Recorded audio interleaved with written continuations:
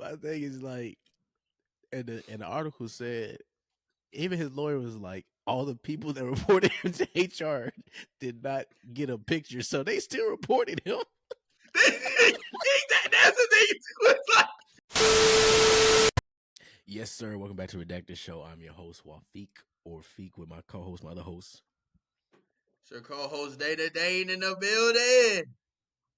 After a long-awaited hiatus, Month long. we're back.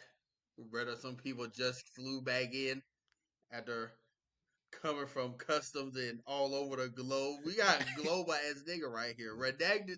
These redacts are global right here. I need y'all to come to us correctly. The global Redacts. But before we get into all of that stuff, we have a lot of stuff to talk about because a lot of stuff happened since the last time we've had our episode. So it's gonna be a long one. Pause, but just stay with us. And there may be some rants on here. I'm already looking at some of these, and my blood pressure is already getting high. But with that being said, before we get into either, Either. Use your words.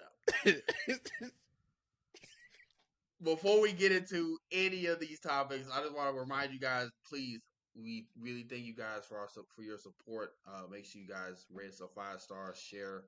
Please spread word of mouth. We really do appreciate you guys messing with the IG reels and TikToks. You know, we really do appreciate that. And if you see any of us, y'all probably, most of our fan base is in the state of Texas. So if you see feet, just, don't be a stranger and tell them what's up.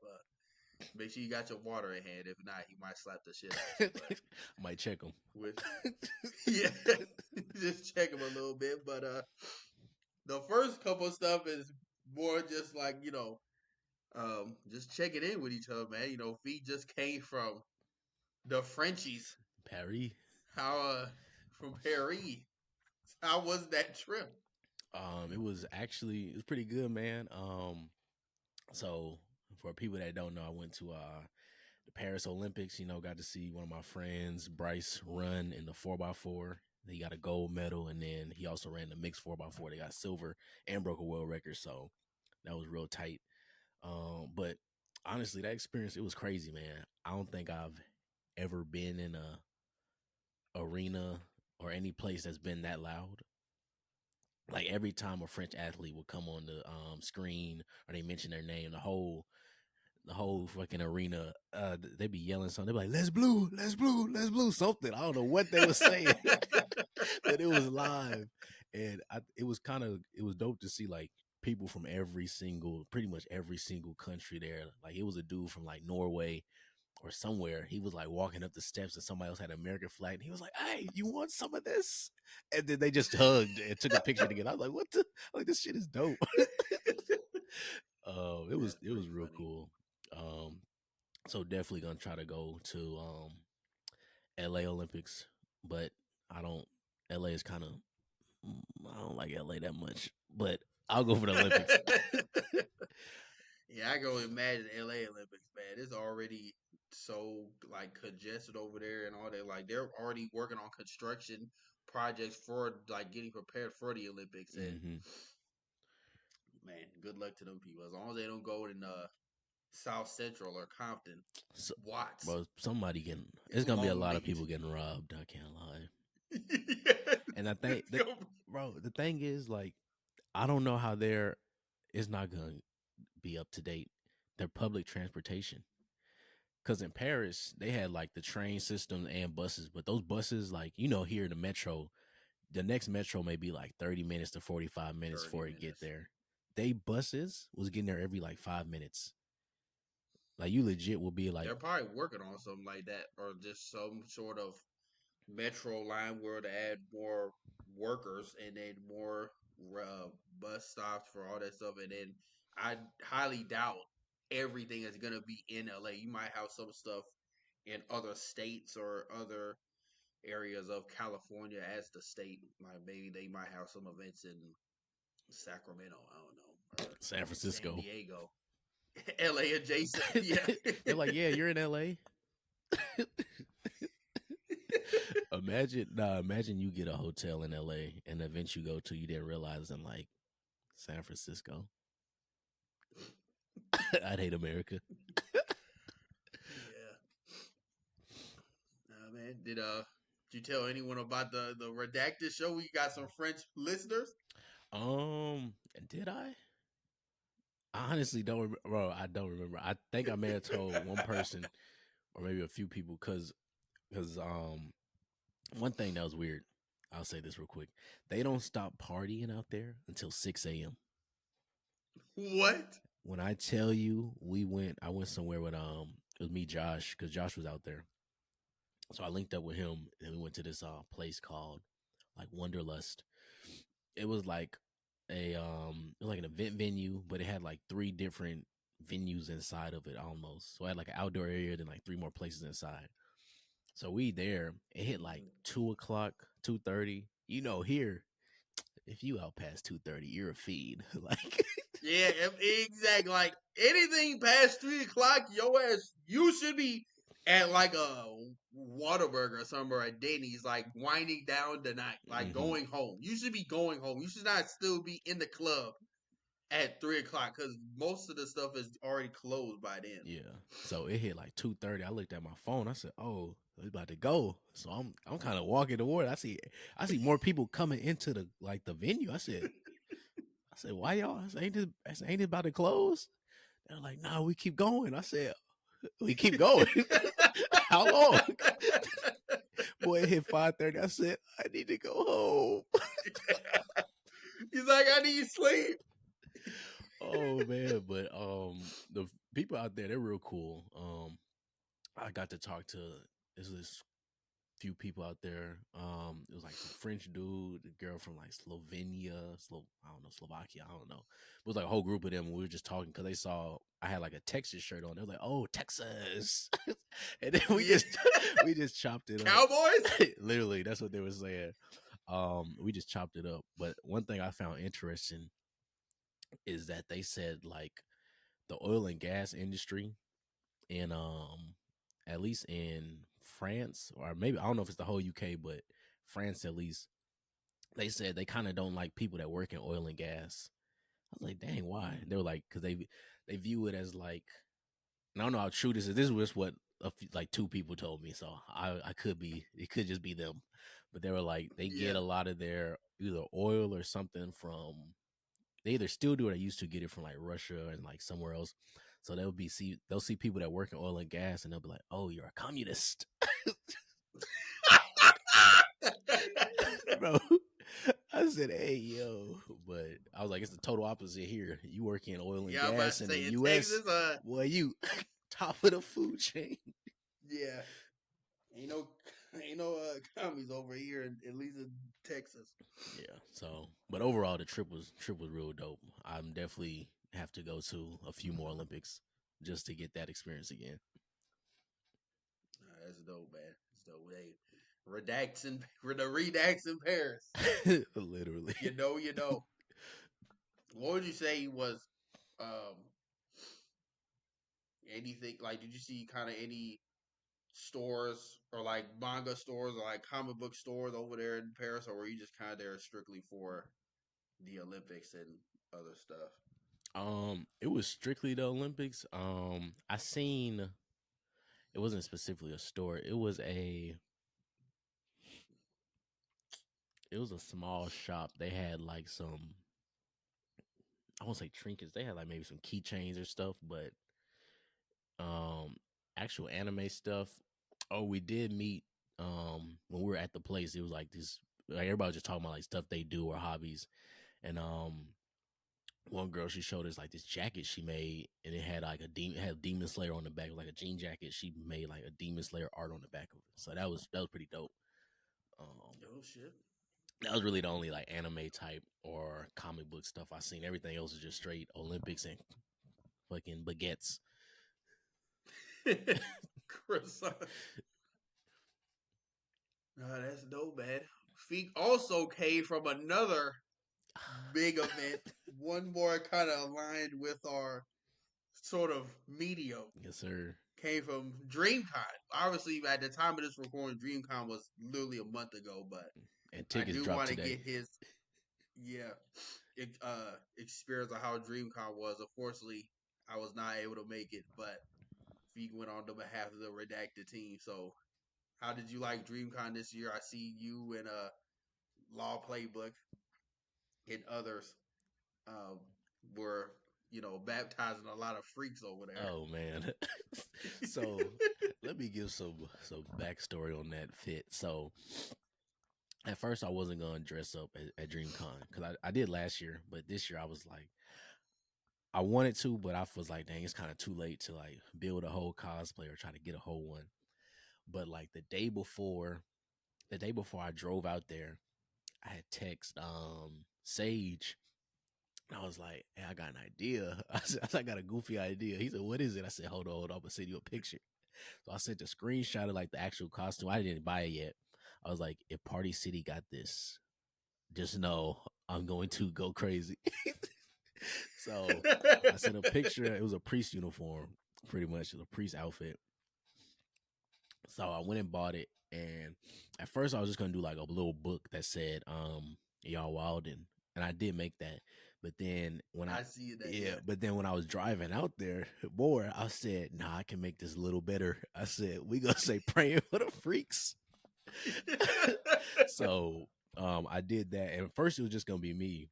But then I had messaged I think it was after the first day or yeah, it was the first day I had messaged well not messaged, I talked to Law and everybody else. I said, look, I said, go to Party City.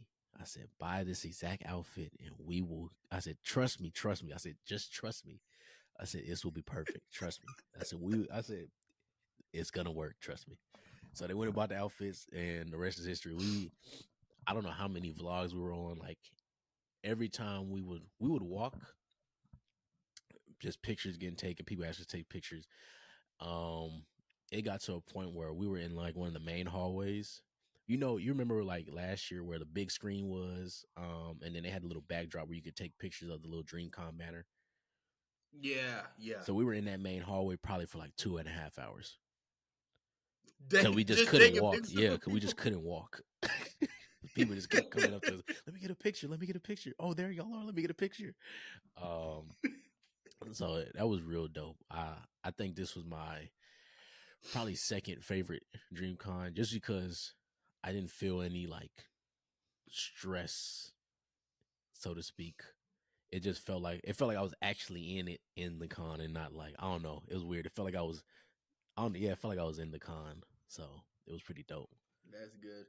Now, I see like from the picture y'all have versus with the freak pictures.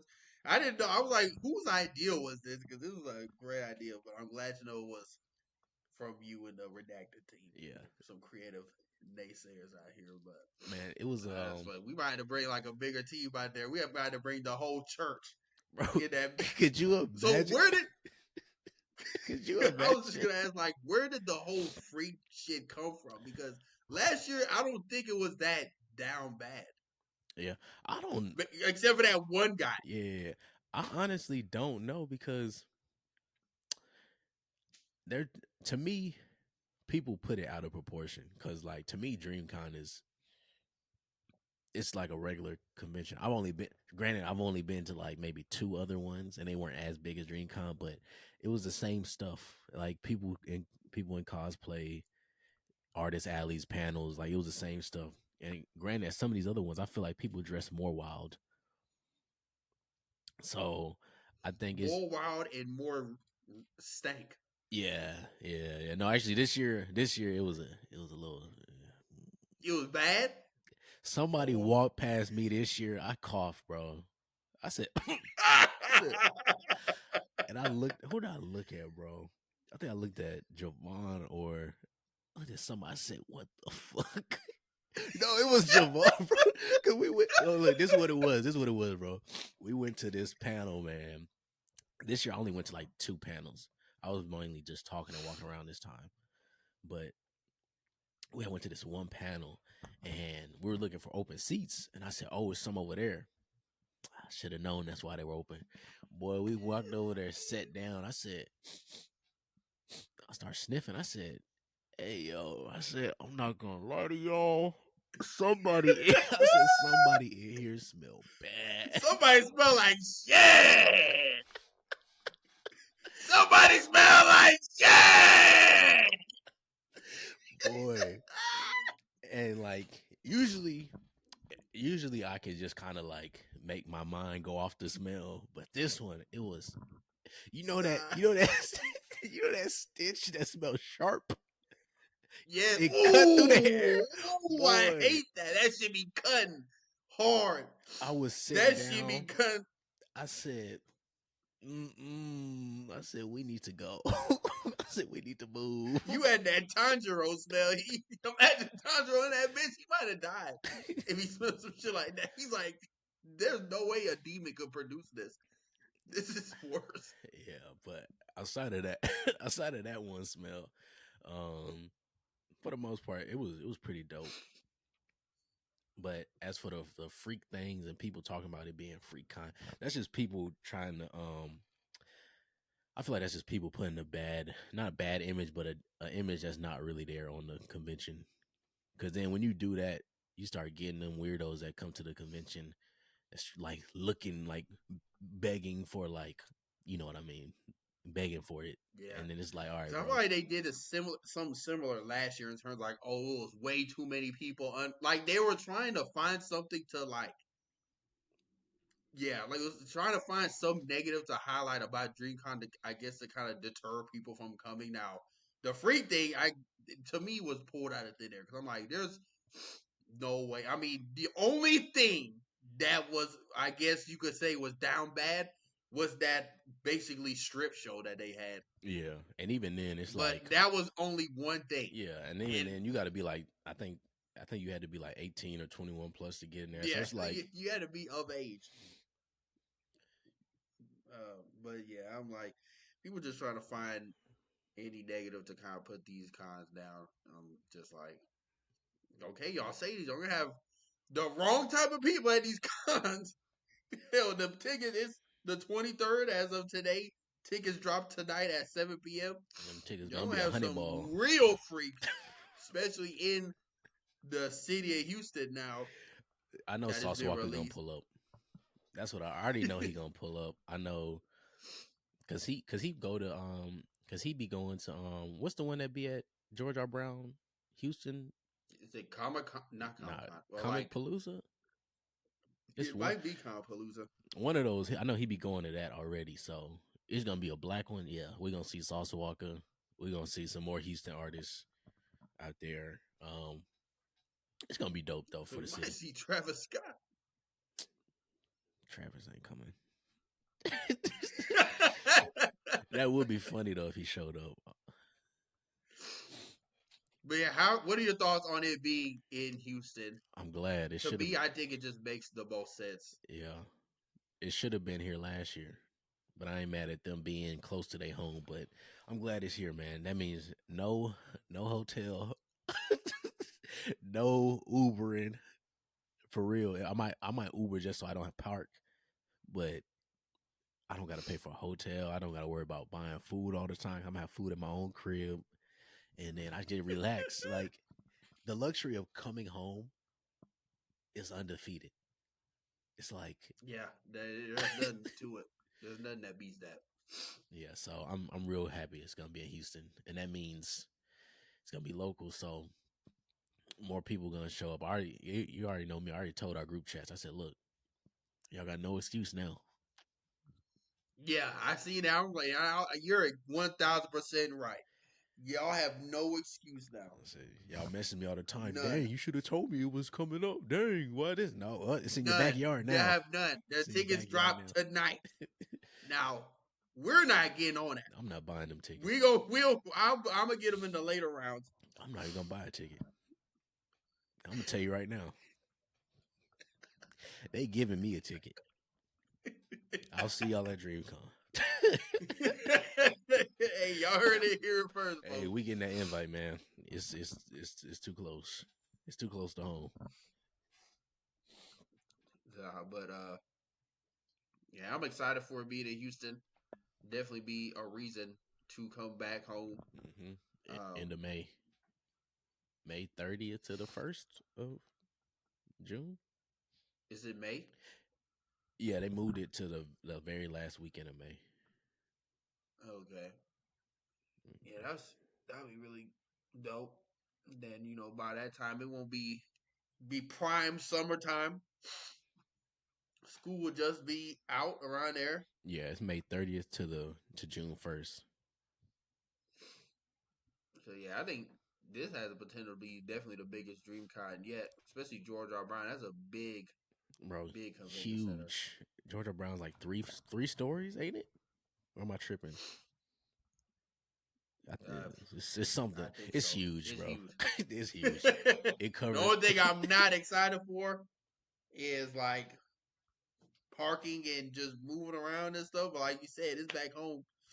Hell, we could just park allegedly. We could park at fucking UH, take the rail. I wouldn't even mind parking at that welcome garage, taking that rail to George R. Brown, Taking it back. taking it back each day. That's not even $30. Yeah, it's like 24 hours is what $24 or 22 to do a day. I know for a fact it's not more than 30. Yeah. Oh yeah. So Look, we know our city. We gonna have ways. yeah, we know the business. We know the business. All y'all niggas from all these other states, y'all have fun. That's y'all problem. Hey, y'all have fun. make sure y'all get y'all B&Bs in Sunnyside and Fifth Ward, man. I know it's nice out there. Yeah, real nice. Acres Home. Acres Home is crazy. Imagine. Oh man, have you seen this insider? Have you seen is this tweet? This girl had put on something talking about like just got my first bought my first B&B, check looking for it, and somebody's like, what the other side of the street look like? Yeah, I see that. Cause my thing is, you see houses like that in Houston. That's how y'all house is, damn near. Hey, relax. Y'all house clean and everything else dirty. Everything else out of the projects. Y'all niggas live in the projects.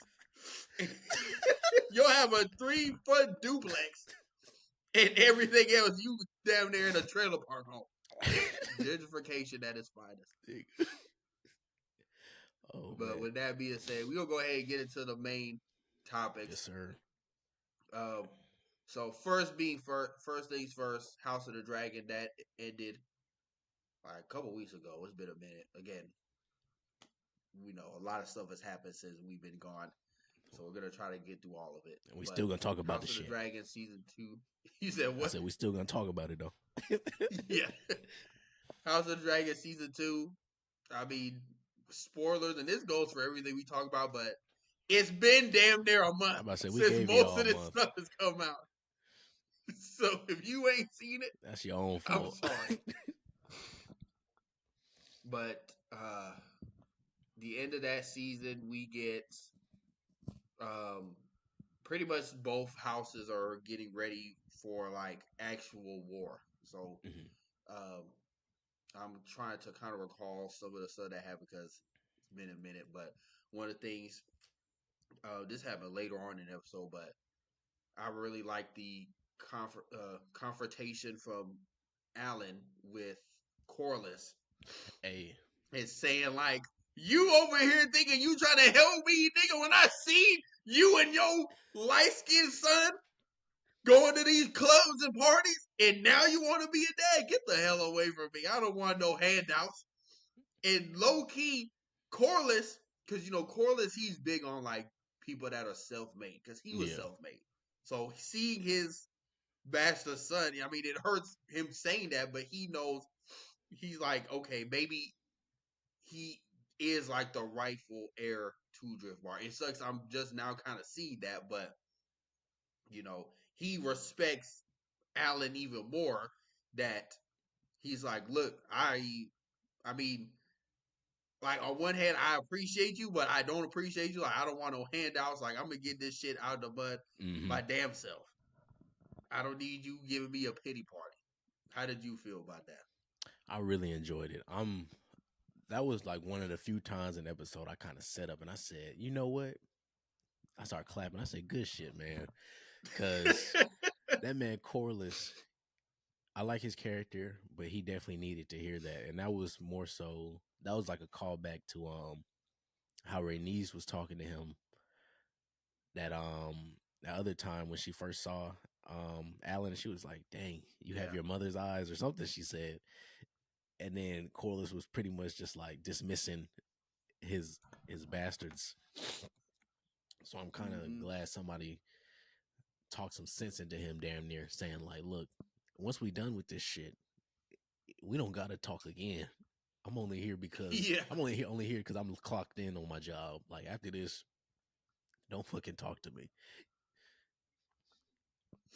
Exactly. Then it also was interesting. Like I think they showed this last episode, but him like the reason why he's shaved his head because he has that or not target, but like that Valerian blonde hair, like his daddy. And you know, so if someone sees that, they're gonna be like, "You look like." So to avoid any attention, he's like, "Hey." Now it almost makes me wonder why his brother Adam has black hair. I wonder if that's dyed. I don't think it's dyed because you could kind of see when he was cutting it. I don't know if he mentioned it, but I feel like he did. He may not have. I may just be pulling shit out of the air, but he kind of was just like, "Why are you cutting your hair?" Like almost like if I had the blonde hair, I'd rock this shit. Yeah, So he's like, I want that power. Like I don't want to be getting out the mud every day. Like we need to exercise, especially like now that he has that dragon. Yeah, Because with the thing with Adam is he just wants to be seen and kind of have that power, but not in sort of like a malicious intent. He just wants to be acknowledged by Corliss. Exactly. And that's what he got in that one episode when he was like, when Corliss walked in, he was like, I hear you're the new dragon rider. He said, yes, my lord. You see, he's all stiff and scared. And he was like, yeah, well done. And just walked away. That was that was the acknowledgement of him saying, like, I see you now. Yeah. Yep. Like it took a whole ass dragon.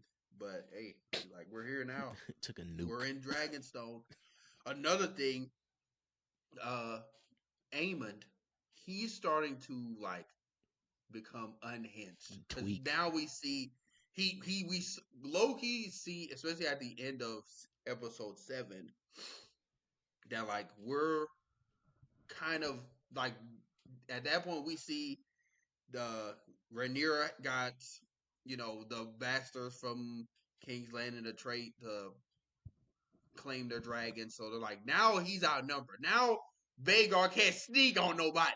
She get ganged up on. She might get clapped, especially by Vermithor and Silverwing alone. Yeah.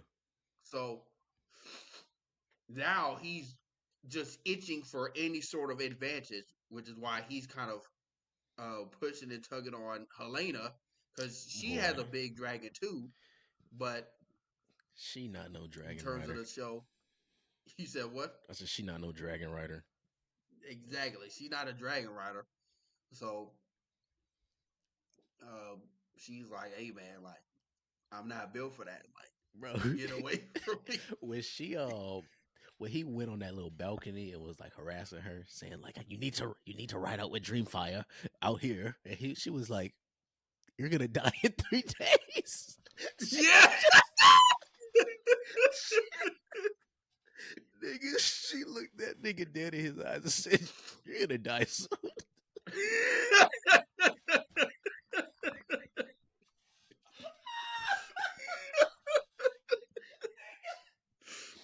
lost. Could you imagine hearing that though? Like you talking to somebody or you flaming them like, "Hey man, come on, get this work done, nigga." Like, what the fuck is you doing? Stop bullshitting.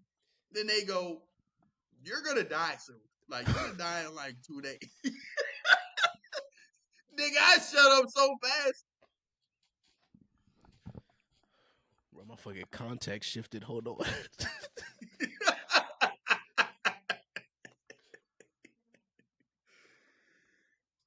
But as Feig fixes his eyes, yeah, that was a pretty powerful conversation, and I feel like in that he low key was, I think, expressing his love, so to speak, to Helena, because Give me 1 Eamon, we second, bro. know, My bad.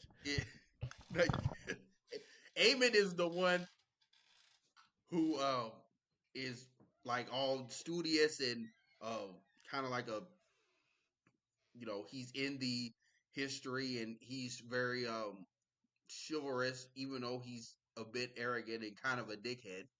But I feel like in that conversation, he was explaining his love to Helena in a sense of like, look, like we can rule together. I think that's going to be explored even more in season 3. I think he's going to try to maybe propose or get her to marry him, because I feel like there were inklings of that when they were younger as boys, and brother and sister and all that, which is still a crazy thing to think about, the whole Targaryen ancestry. Maybe if they weren't doing all that nonsense, we wouldn't get people like the Mad King and all these people with these crazy dreams. But yeah, so that was a pretty big scene. Also, the scene towards the like very end of that episode when Rhaenyra and Alicent had that conversation at the end, when Alicent kind of extended that olive branch to Rhaenyra as she did earlier in the season. I guess Alicent is, at this point, Alicent is like, you know what? I fucked up. I'm tired of being here. My son don't want to be here. My other son is half burnt because his brother tried to kill him, and my daughter Loki looks at me as a monster, and I caused all of that because she thought she did what's right, and as her last stint of trying to be right or trying to be better, she goes to Allison in one last, I guess, pitch for peace and diplomacy, and Rhaenyra is like, I'm not trying to hear that. Like when I went to you last time, you had you kind of were you were pretty much backwards in the sense of like there's nothing I could do.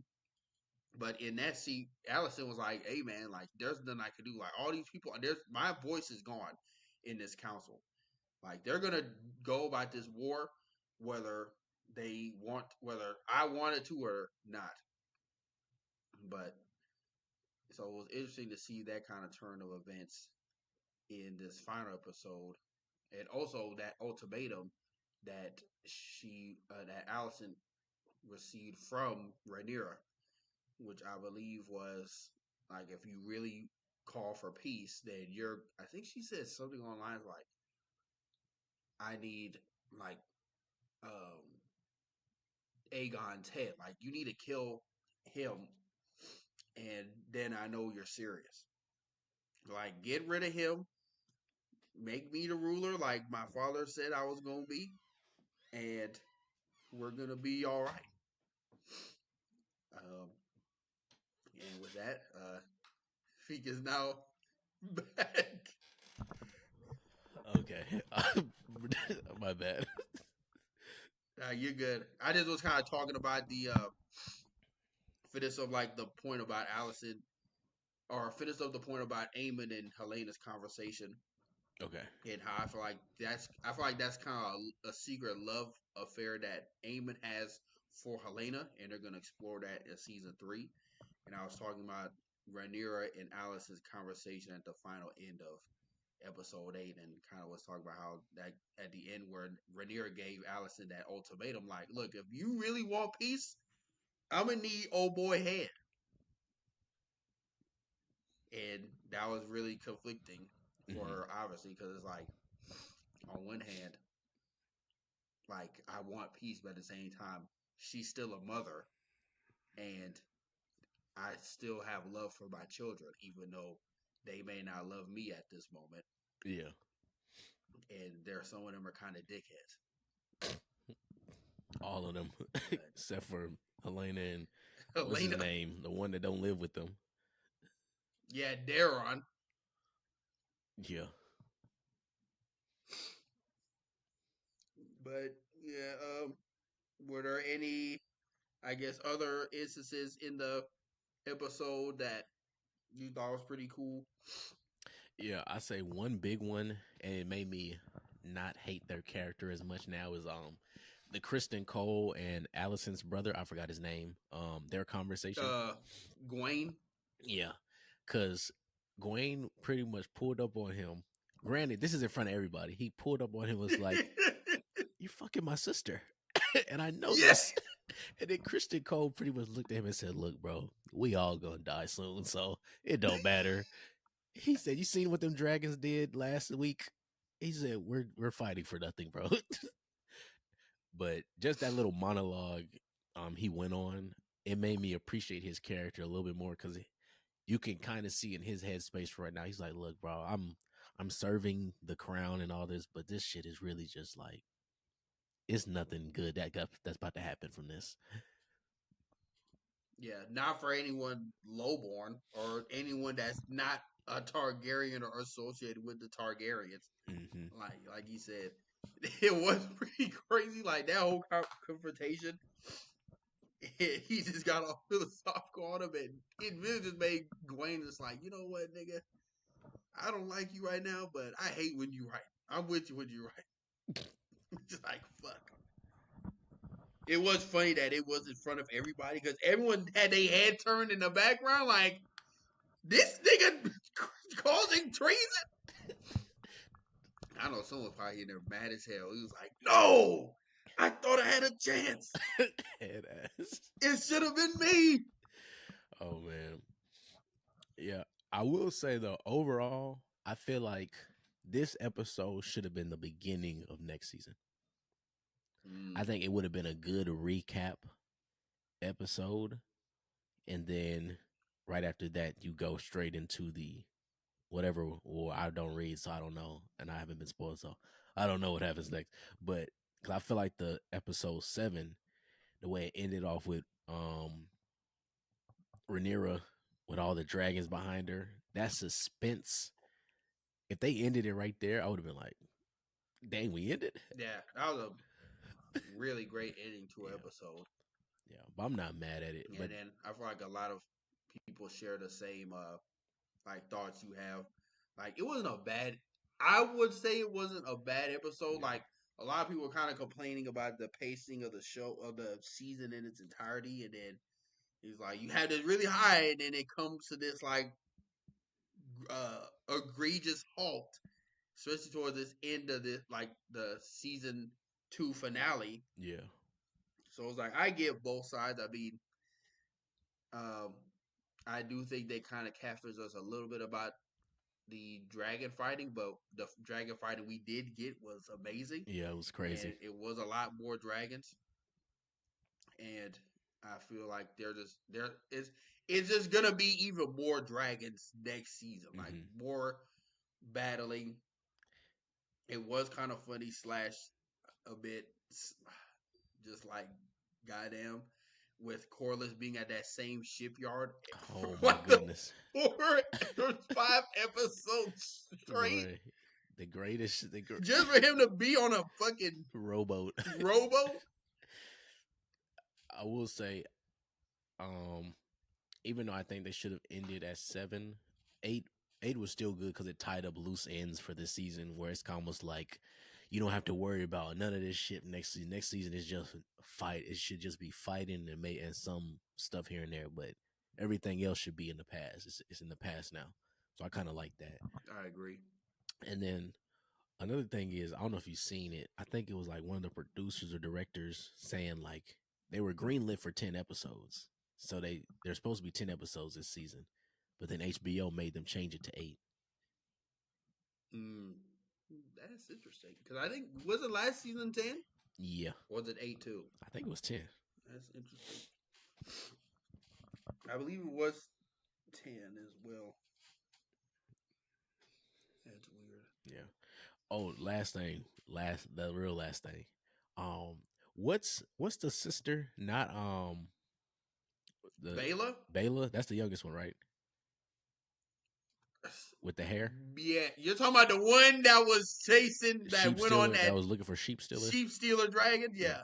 When I tell you, every time they cut to her and she was doing the goddamn Iron Man run, going through Yeah. hell on earth to fight a dragon, that joke was, it was kind It of was funny. Raina. Raina. Bayla Bayla is Jace's Jace's wife. wife. Yeah, yeah, yeah. Yeah. Yeah, it was Lady Raina. Yeah. Every time they showed Raina, bro. She was going through war, boy. She She was had going. mud She was in the she cut, had dog. mud on her face. It's raining. She everybody else just I said, all right. Yeah, just going by their business. Yeah. So I'm real interested to see because I know they said they changed. I know that's changed from the books. Her getting sheep stealer because there was supposed to be some side character named like Nettle or something. Mm. So, but yeah, all in all, I can't wait for next season.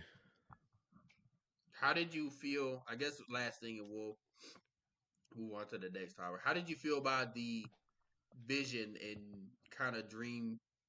Um, That Damon I'm got. thinking on his name. Damon had, and then kind of like the shift and turnaround he had to Rhaenyra when she pulled up on him. For the Heron Hall stuff as a whole, I know some people were like they didn't like it.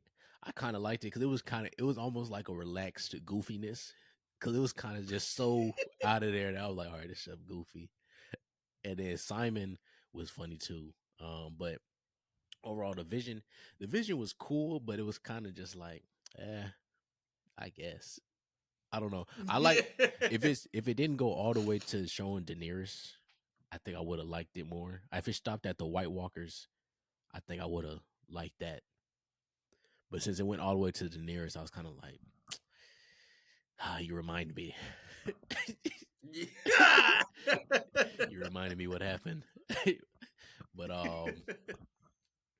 nah, I think it was straight. I will say I don't know why they kept making Damon seem like he was gonna betray Rhaenyra. Because I feel like he's always, even when he is an asshole to his family, he always has their best interest in mind. So I feel like him betraying her would be kind of out of character. So, because even when it was Yeah. his brother and even Rhaenyra when she was younger, all that other stuff, he did a lot of slimy like backdoor shit, but it never truly was like in a way of like usurping them.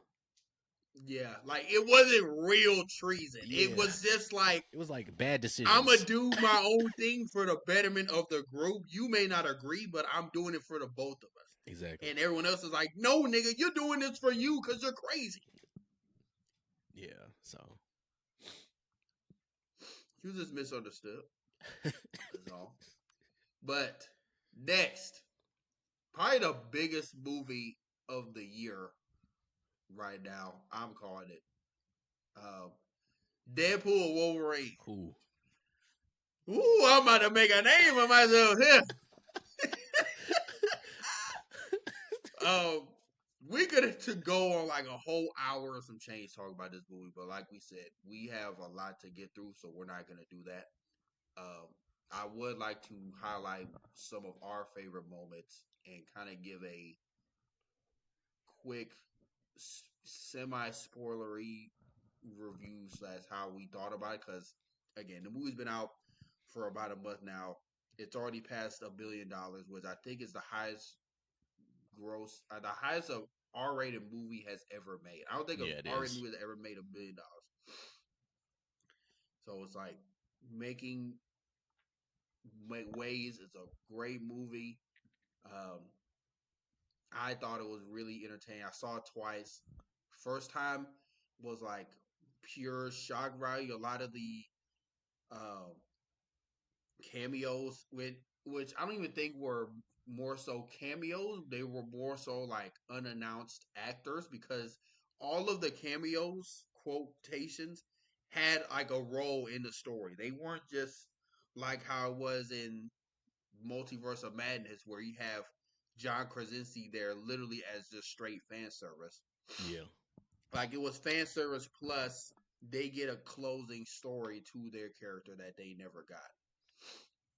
So I really enjoyed that. I really enjoyed this, like Hugh Jackman's Wolverine. I low key feel like, and maybe this is just me maybe nitpicking just slightly. He low key was swearing a lot. It like it was like every line he said fuck or was just saying some shit. But I didn't really care. That didn't that's it I would say it took me out of the movie towards the end. I'm like, damn, dude, like is this is this Fox just saying like, hey, like this is art? Because I wonder if it was like a thing of like, this is how much I guess influence Disney does not have or like lack thereof. Like we're going all in, and I appreciate that. Also, I'll say for the most part, the like action scenes and CGI were really good. There were certain times where it looked really off. When they jumped out that bus at the end. That looked pretty off. It was everything else was great. When they came out there, I'm like, I can tell this is fake. Like there, even watching it the second time, I'm like, this is not real. Yeah. But and then when they first fought in that scene of the void, I like when he went in all fours. Oh. To me, that looked kind of off. But there were certain other scenes where the CGI was like in action scenes were amazing. The car scene when they was in that Honda Odyssey, also that whole running joke was hilarious. Oh, baby knife about like the whole Honda Odyssey and all that. That was amazing. That was hilarious. But that action scene was amazing. Like the action scene where they all kind of went in to Cassandra Nova, who's one of like the main antagonists of the movies. That whole fight scene where all the actors were in there, that was good. It was shot good too. It was, and even how they did Cassandra Nova's powers were like it. That was really good. Like they seemed so real, and I could feel her fingers going inside me paws. Hey yo, like I could feel that from the seat in my in my theater. Watching it 4D, man. We did. Me and Ijoma watched it. For my second time, we did see it in 4D. Hey man, but the first time I did not watch it in 4D. But yeah, so all in all, it was a really good movie. Feig, what were your thoughts on it? A lot of the things that you said, is the same. I will say I like how I feel like in recent Marvel movies, and I just rewatched Guardian of the Galaxy on Volume 3. I feel like they're making people feel more super-ish. And what I mean by that, I feel like there's more weight behind punches and actions they do. Cause like that first, I'll say like the first Guardian of the Galaxy. This is tangent, but you'll see what it's the first Guardian of the Galaxy. Drax, when he was fighting, it was no weight behind his punch. Really, it was like if a swole nigga was just fighting. But this last, but this last one, you see Groot and all them. When they hit something, it moved like it was a solid shit move. And then I like how on this one it felt like when Deadpool and Wolverine was fighting, like the hits was actually hitting. Like Wolverine getting on all fours. Granted, the CGI was a little at that moment, but it felt like a beast. It did. A nigga with superhuman strength was moving at you and hitting you. Yes. That was probably some of the most this whole movie, he's done more Wolverine shit in this movie than any of the other ones. Than all these movies combined. Yeah. So I really like that, how stuff feels more comic book ish, which sounds weird to say, but if you know what I mean, you get it. Hard to explain, but I really like that. The cameos, I really enjoyed them. You already know. I texted you. I was like, "Look, that Blade one." Spoiler alert! I guess I don't care. That Blade again, one. The movie's been out for a month. That Blade one. So I did not expect that to happen. I didn't either. When I tell you, I sat up and said, "What the fuck?" I said, "It's Blade." um, Yeah. and then just everything. I really enjoyed the movie. I will say the only I won't say gripe. I felt like as a whole though, the movie didn't have any real consequence you were looking for, or like any real. It's a Like word. any real stakes. Yeah, yeah. It didn't feel like it was any real stakes in the movie, which I will say was the only kind of part. But everything else I really enjoyed. But I think also, that's fair. yeah, I was gonna say also I don't feel like it needed too many stakes in this. It was more so just a get Wolverine and Deadpool in the MCU more so than anything Yeah. else. And if anything, they really didn't even do that because they're still in the Fox universe. If anything, because I thought this movie was gonna be literally Deadpool Wolverine jumping around points in the MCU timeline and saying they've been there the whole time. But I'm very glad that I did not get that movie and we got the movie that we actually got. And that like, hey, this Wolverine, even the joke Ryan Reynolds had, he's like, they're gonna make him do this till he's 90. Like that's almost like it's a real No, thing. they are. Because the way the movie ended, he's definitely gonna be back for Secret Wars, and he might be back past that. Like in terms of just this Fox timeline still carrying on, because it's not like they pruned it or anything. He's still they have a Wolverine or Anchor being Mm-hmm. now in this Wolverine in the Fox universe. Um, So they just kind of was like, hey man, like we're not like yes, a lot of people are excited about Deadpool being in the MCU, whatever, but we still have some good right here. Even though maybe you could argue majority, and you would win that argument, majority of the products from Fox are not good. Like they still have fun making them. Even like the montage at the end of the movie, like during the credits, was pretty good. Although like some of the movies weren't good, you could tell like they had fun making those movies. Yeah, There was a lot of effort in behind it, especially from the actor's point of view, and I really appreciated like the swan song that they got in this movie. yeah. No, I really like the end credits. I actually filmed some of it. I said, "Dang, this is my childhood." Yeah. What was your? I guess get into the cameos part. What was your favorite and least favorite cameo? Or if you had a least favorite, what was your definitely favorite one? Favorite one was for sure Blade, and I think a funny one was Johnny Storm. Cause Yeah. look, Chris Evans showed up. I 100% thought it was Captain America. I a I hundred did too. I didn't think it was gonna because be. when he jumped down and then Death was like, "Oh, he's gonna say it. He's gonna say it." I thought he was gonna say Avengers Assemble, or I thought he was gonna kick the sand and a shield was gonna come up. When that nigga said "Flame on," our whole theater said, "Hey yo!" So, I like those. Least favorite. Um, I don't really have a least favorite. I will say somebody I didn't care to see was Toad. I don't like Toad. I don't like him as a mutant. So I didn't want to see. I didn't really need to see him.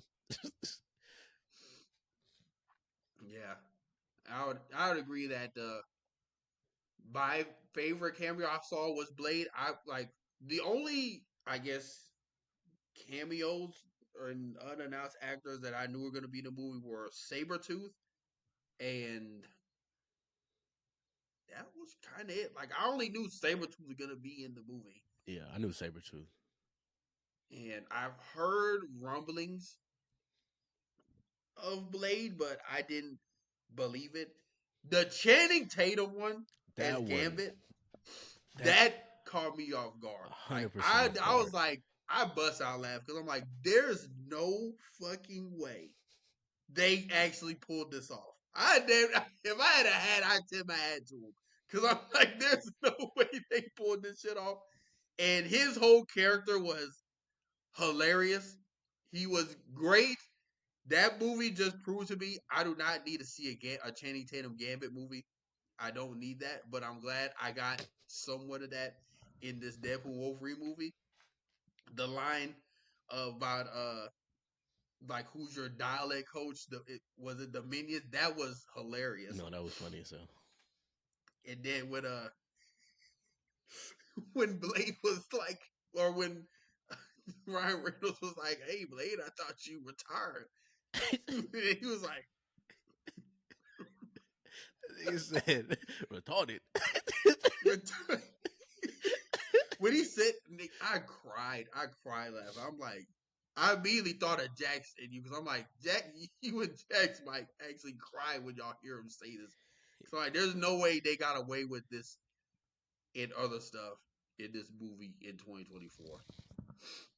Yeah, nah. And then that coexist sticker on that Hot Odyssey, Oh, that bro, was hilarious.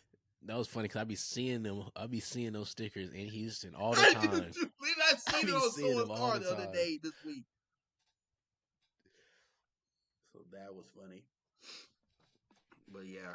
I also liked Channing Tatum's Gambit because he actually was doing Gambit shit. Exactly. Like his action scenes were some of the best scenes out of the whole entire movie.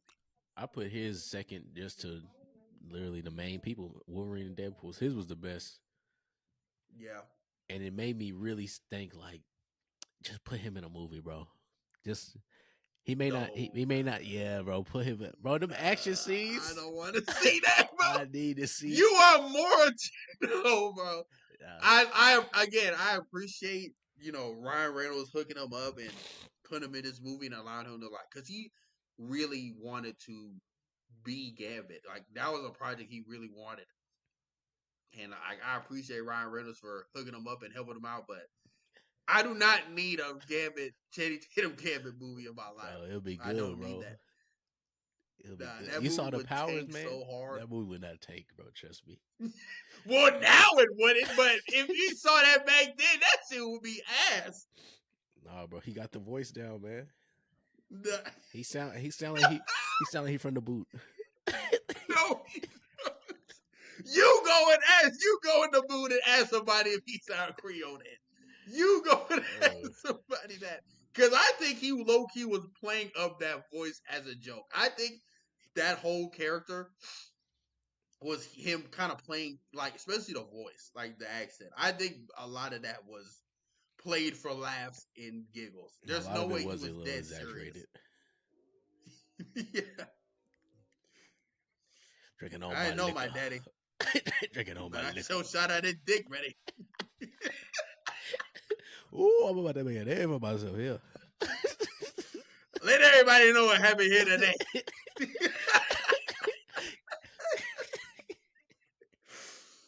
Oh man, he's like a walking. That whole shit is like a walking meme.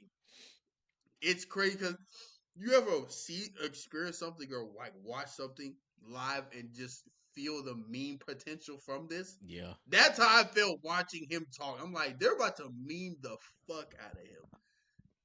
And sure enough, Everywhere. Everywhere. you can't go anywhere without not hearing that, or on Twitter at least. Yeah, I really love that movie. Um, how did you feel about a Mr. Paradox and then Cassandra Nova? Mr. Paradox, he was all right. He was funny, but he was more funny to me because I've seen I know you probably haven't watched this show. It's called Succession, and Joma told me he was in there yeah, too. he's in Succession, and he's a comedian. He's an actual comedian, but he's in Succession. He's hilarious. So like seeing him in there, I could only think about his character in Succession. So I was like laughing more than probably the average person was at the shit he was saying. So I liked his character. I will say it was kind of like a meh character, so to speak. I really liked Cassandra Nova's character though. I really enjoyed her character, Yeah. especially when she was like, what did they do? They were doing something. They thought they were beating her, and she was like, "What are y'all doing?" Oh yeah. Now we Ryan Reynolds ratted out Johnny Yeah, Johnny Storm. It's like zap this beat off him. I'm like, hey, yo. bro. That First of all, I didn't think that shit happened so fast. I'm like, oh, they actually did that. yeah. And then at the very end, when they re-showed the video, he said, no, Yeah. no. He said, no, no, you're not gonna accuse me of getting an innocent man killed. Play the tape. And then they showed him. He said, "You want to know what I think about Cassandra Nova? You want to know what I think about her? She's a low down, Yeah. dirty."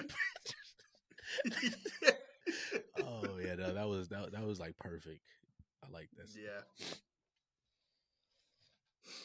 And I feel like that end credit scene, like that was probably one of the few times where I was not mad at them doing an end credit scene, like ending a running joke Mm-hmm. throughout the movie. Like, cause most of the time they'll do like, especially Multiverse of Madness when they had that Papa Pizza or that whole shit at the end. Oh yeah, yeah. I'm like, come on, like I didn't really care about that. And then they did it with something else, like that. I think the Marvels. Did they do some with them cats at the end?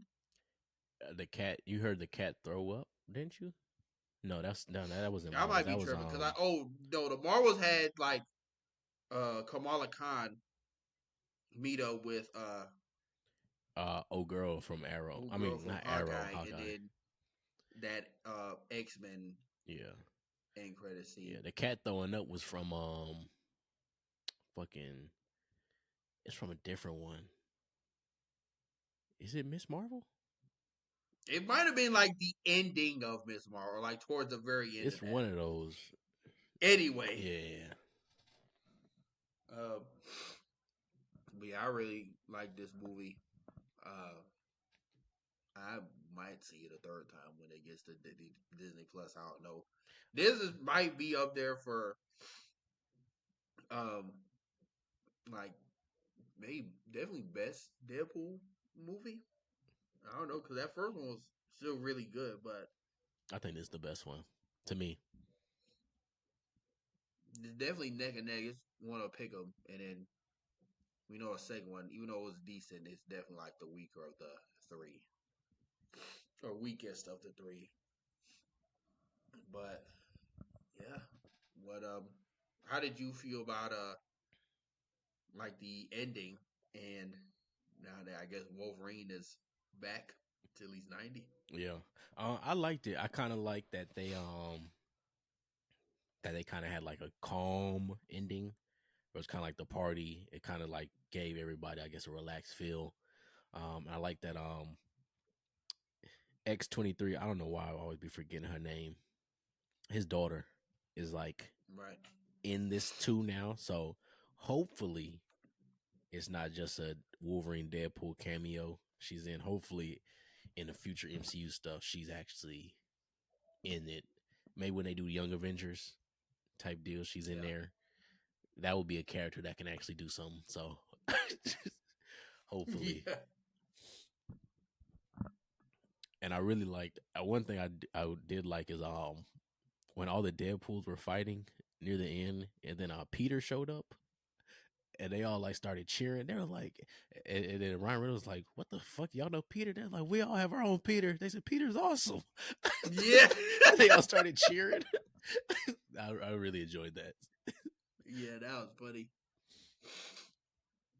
Yeah, all in all, great movie. Sticking with the MCU and Marvel news, got some big major news. They just cast the actor for Doctor Doom, and it is, of course, who else would it be? Robert Downey Jr. has officially been cast as the next Doctor Doom. Um, Reports are saying that this is not like a Tony Stark variant or a Tony Stark that looks like a Doctor Doom. Like he is reportedly Victor Von Doom that just so happens to be Robert Downey Jr. I think he's supposed to have a scene or maybe end credit scene. He's supposed to be in the new Fantastic Four movie, and obviously they there's a lot of news that came with that. First of all, they changed Avengers 5, Mm-hmm. Kang Dynasty to Avengers Doomsday.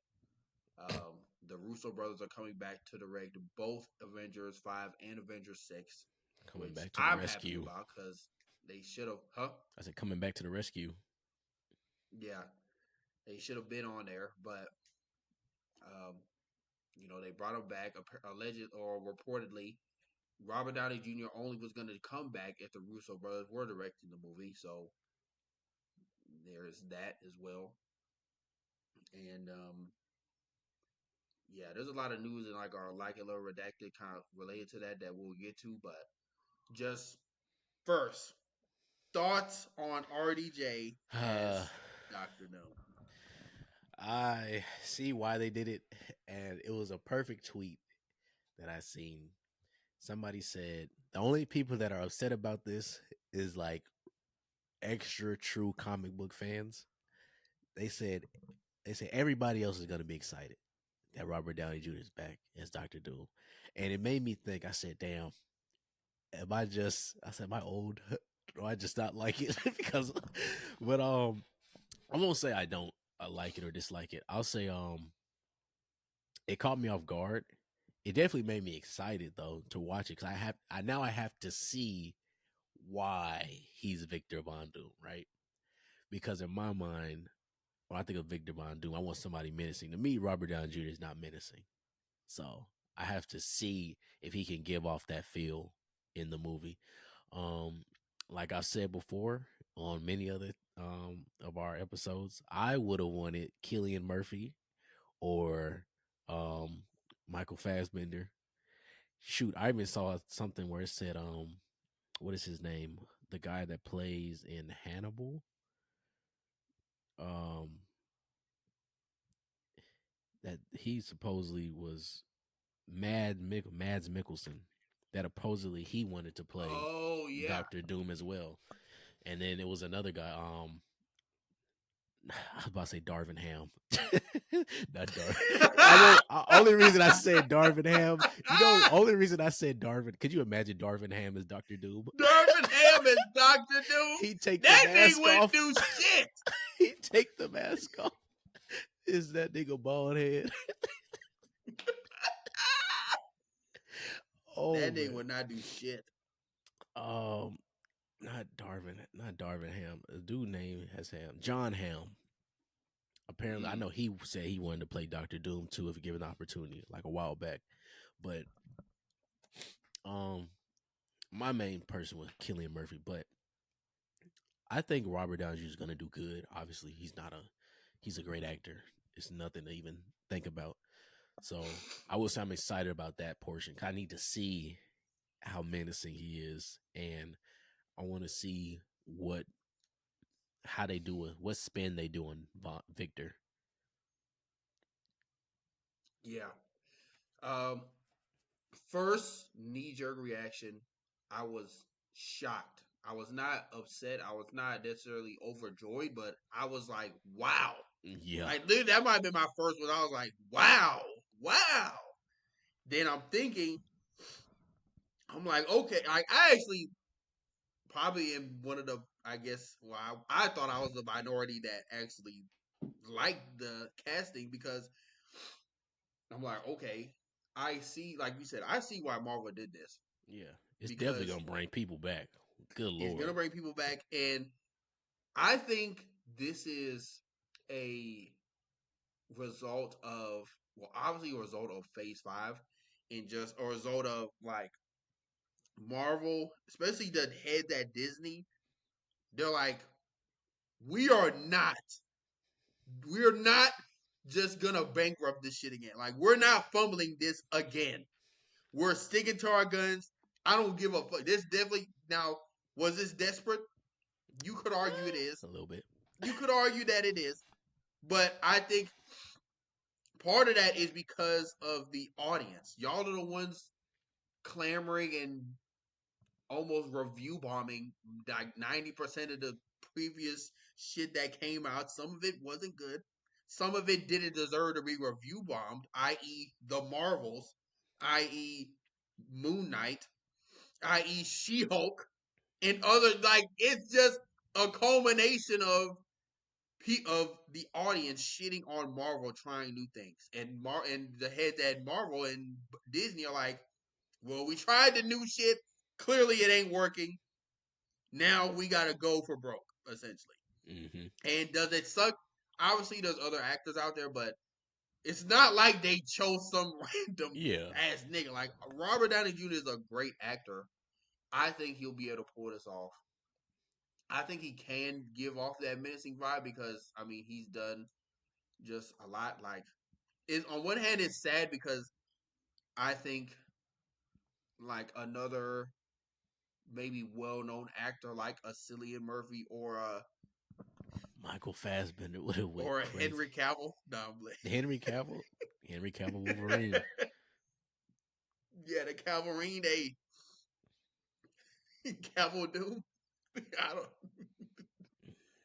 But Tyrese. and then I seen like some discourse online about people, wanting it to be a Romanian actor. I'm like, oh, when are they ever gonna cast a Romanian actor? And to that, I'm just gonna say Name me 5 it Romanian actors. I want y'all to. that I'm not even trying to be an asshole. I want y'all to name me 5 Romanian. I don't even know one. And this is me being honest. I don't know these. I don't know these actors' nationalities, bro. I don't look up actors' nationalities like that, bro. I I don't just know. say that it does, I guess, suck for that sect of audience, and like I I feel for you. I'm sorry that it's not, but because I would get it if like they casted someone non-black as a black character. Like if they cast Ryan Gosling as a Black Panther, and it's like, okay, like I guess that's why I kind of equated it as. I'm like, I'm Yeah, not gonna sit up here and say like I don't care because I'm not Romanian, so I get it and I feel for them, but that's not, again. It just goes back to like it's hard to argue against Robert Downey Jr. It's just gonna be, can he, I guess, make people kind of forget, which is gonna be hard to do. Like make people kind of see him in this new role as like Marvel's greatest villain ever and not made. and not Iron Man. And That's the not this thing. linchpin. He needs to. I don't know. He just needs to not act like Tony Stark. I feel like if he can just not act like Tony Stark at all for the whole movie, it's gonna be great. It'll be great. But I feel like this minute he shows that smidge of like Tony, it's gonna be like, damn, bro. Yeah. And I guess my thing is I wasn't really too, but I feel like a lot of people are making it a bigger deal than it is because like A, Robert Downey Jr. is a good actor. B, y'all do realize the nigga's gonna have a mask on. Like, Yeah. we're not gonna see his face like that all the time. And even if you do see his face, if it's like the comics, it's gonna be deformed a little bit Yes. because that's why he has the whole mask and all that other stuff. Now I don't think it'll be too deformed Nah, not because it's crazy like it's still deformed. I'm RDJ saying like and it they're should be it paying should for be the at face, least a but little bit on the what was it near his scarred. eye? It's gonna be Yeah, scarred. yeah. So I agree with that. But I'm excited. Like you said, it's getting people talking, it's getting people excited, Which what it needs and to do. it's exactly. I think it did the assignment. It got people talking, and it's got people interested to see how they execute this. See how the Russo brothers are going to uh, introduce Doctor Doom, and like how they kind of answer the whole Kang shit, and how do they make Doom this big bad. I think the Russo brothers have the ability to do that. They've done it before with Infinity War and Endgame. Now, there are other movies not Marvel related haven't really been gangbusters, but they've proven that they can make great Marvel movies. They have that formula down. So Hmm. there's no other reason outside of maybe studio or higher up interference to make me think otherwise. But yeah, I'm excited for this. Uh, the movie, I believe, is still supposed to be coming out in like 2026, 27. You talking about Doomsday or Yeah, Doomsday. I think it's That's 20. 2026. Yeah, that's 20. No, ain't Secret Wars first? No, that's after. Okay, then yeah, that's 20. I think it's 26, and then Secret Wars is supposed to be 27. So Fantastic Yeah, Four is next year, May or July. I think May. Okay, I know it's supposed to be the same month as like Superman and like three other things. I know the month. If everything that's supposed to come out that month, it's just gonna be like one of the most wild months of like movies in a while. Yeah, that's gonna be Like crazy. heavy hitters. But if Yeah, anybody can save them, but it might be the Russos. They just need to figure out how to yeah. tie up Kang. That's the only. They just need to throw a bomb in the goddamn fucking council room. Wipe them out, bro. Just wipe them out. Because you already killed apparently the most menacing Kane. This Kane was so bad he got banished. And he Please, got beat by please don't Semantics. let me go on the rant, bro. Let's next topic, please. Okay, we gonna My, move on to my the next blood. one. I was about to go on a rant. I We hate gonna that move on to the cake. next. I hate that shit. We gonna move on to the next one. Still keeping it Marvel. This originally was gonna be like a redacted, but I think this was a discussion. So Beau DeMayo, for those who don't know, been living on a rock, was let go as the showrunner for X-Men 97 like 3 days within the actual show airing its first season, and everyone was kind of up in arms, like that's kind of weird. Like, why would you fire someone so close to the show releasing that they made? They already made the first, or he already writ The the first two. stories for the first two seasons, and I was working on the third season before he got fired. So more reports came out. I guess the reasonings why he got fired, Ooh wee. like a couple weeks ago, and all I'm gonna say is, Freaky ass nigga. if He a this is 69 true, god. Hey, hey, because hey. he's already come down and like his lawyer, I think, denied it. But if this is true, this nigga is a freakazoid. I'm trying to Freaky look ass for nigga. the He's a actual quote, 69 but god. Hey, hey, hey, hey. Run for your life. Hey, hey, hey, hey. Run for your life. but oh my gosh, I'm trying to find it. My Pretty much, Beau DeMayo, like the reason why he was fired was because he was sending like uh basically like scandalous pics and damn near naked nudes to his coworkers and like kind of sexually. Yes, okay, so this is from Discussing Films. Beau DeMayo allegedly sent nude photos of himself in sexually suggestive, he quote hero poses of several young male staffers working on X-Men 97, saying they could be used as inspiration. Quote inspiration. He also allegedly groped an associate multiple times and emotionally slash physically abusive to and was emotionally slash physically abusive to other staffers. This source is from the Insider. throw him under the jail if it's true, but throw him under the jail regardless. And then Bose, so then like a week or a few days after I've seen that report, Beau DeMayo's lawyers issue statement regarding allegations of Beau DeMayo's firing. My client never sent lewd videos and photos to his direct reports. This is a bold-faced lie and defamatory. No one who reported Beau to HR received an inappropriate video or photo. This is simply untrue. As a proud gay black man, I did not know that. Disney knew exactly who he was and what he stood for. That's why they did not tell him to stop his OnlyFans page. That I did hear that.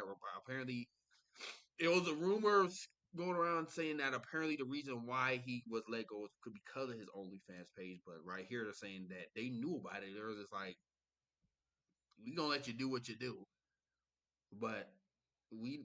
So I'm gonna keep reading this.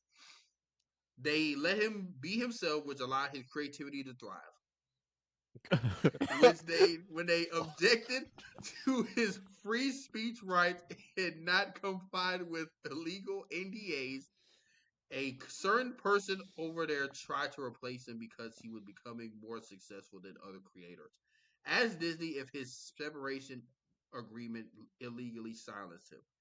Let me know what they say. Don't print this crap. It's wrong and defamatory. So It's a whole bunch of finger I'm pointing. someone who is not super quick to come to a concrete um, accusation. But the shit ain't looking good. If it's looking one way, like with the whole Deshaun Watson shit, yes, it was alleged and all that, but if you got 25 people saying the same shit, that ain't coincidence. Somebody ain't lying. Somebody ain't lying. Somebody ain't lying. Somebody not lying. My thing is Disney known to do some shiesty shit to other, directors and showrunners and actors and or all people. that? Yes. Boy, people, lives. You see that lawsuit? Yeah. Oh my god. We know they're not holier than thou. We know that the mouse is crazy. We know that Mickey. Mouse is that mouse is. That mouse is wicked. Mouse is crazy. But I mean, is it still reasonable to believe maybe something happened? Something happened. Yes, I don't not doubt that. I believe that's plausible. I think maybe he got. I think it's one of the cases. Maybe he got too comfortable. I was gonna say that someone just did not like that. He got too comfortable with his peers and thought they were okay with that. I've been a victim of that.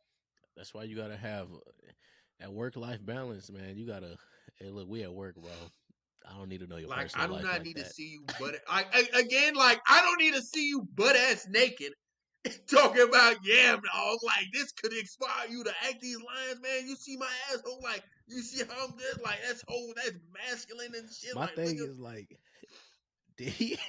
So did he? Hold on. Did he hit a pose like this? And say, yo, man, that nigga butt ass naked, posing like the hoe.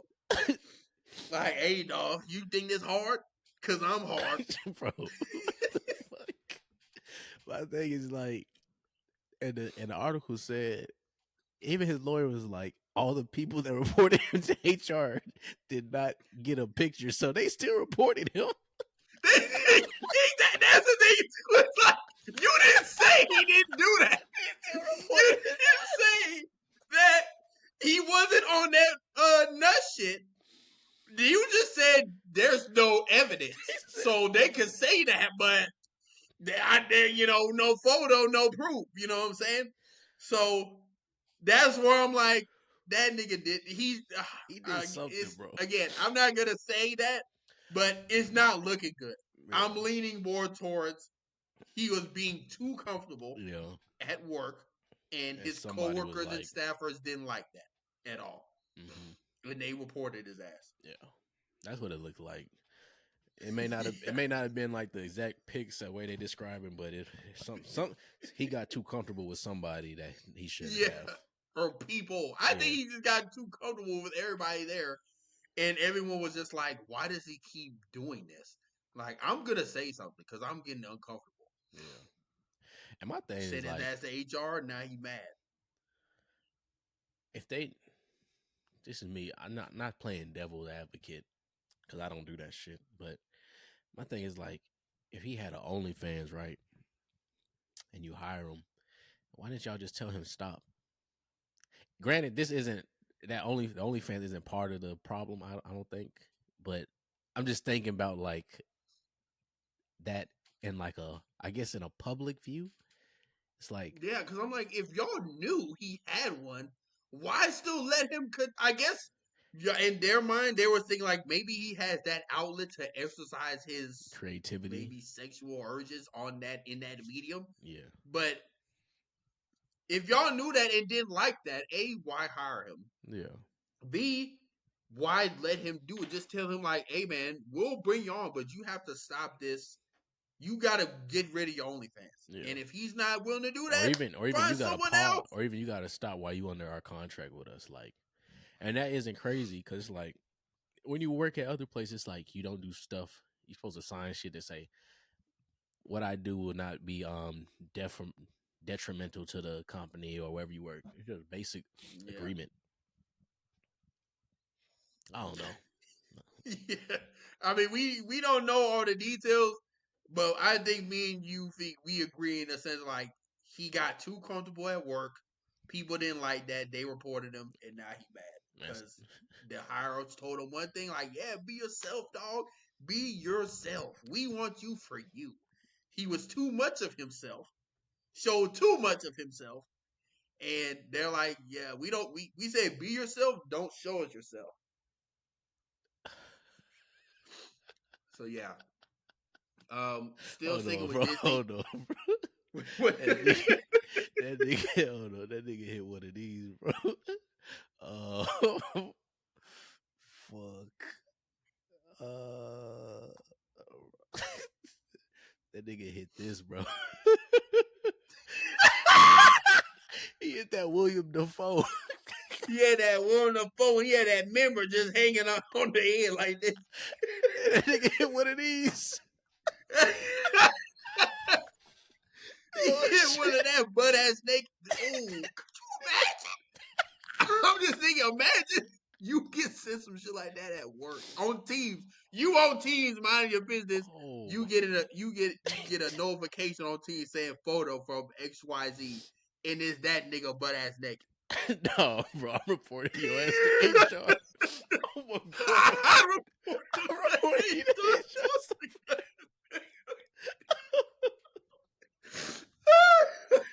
Oh my goodness. I report that nigga to HR too. I don't give a fuck. So I'm like, I'm not mad. I can't fucking breathe.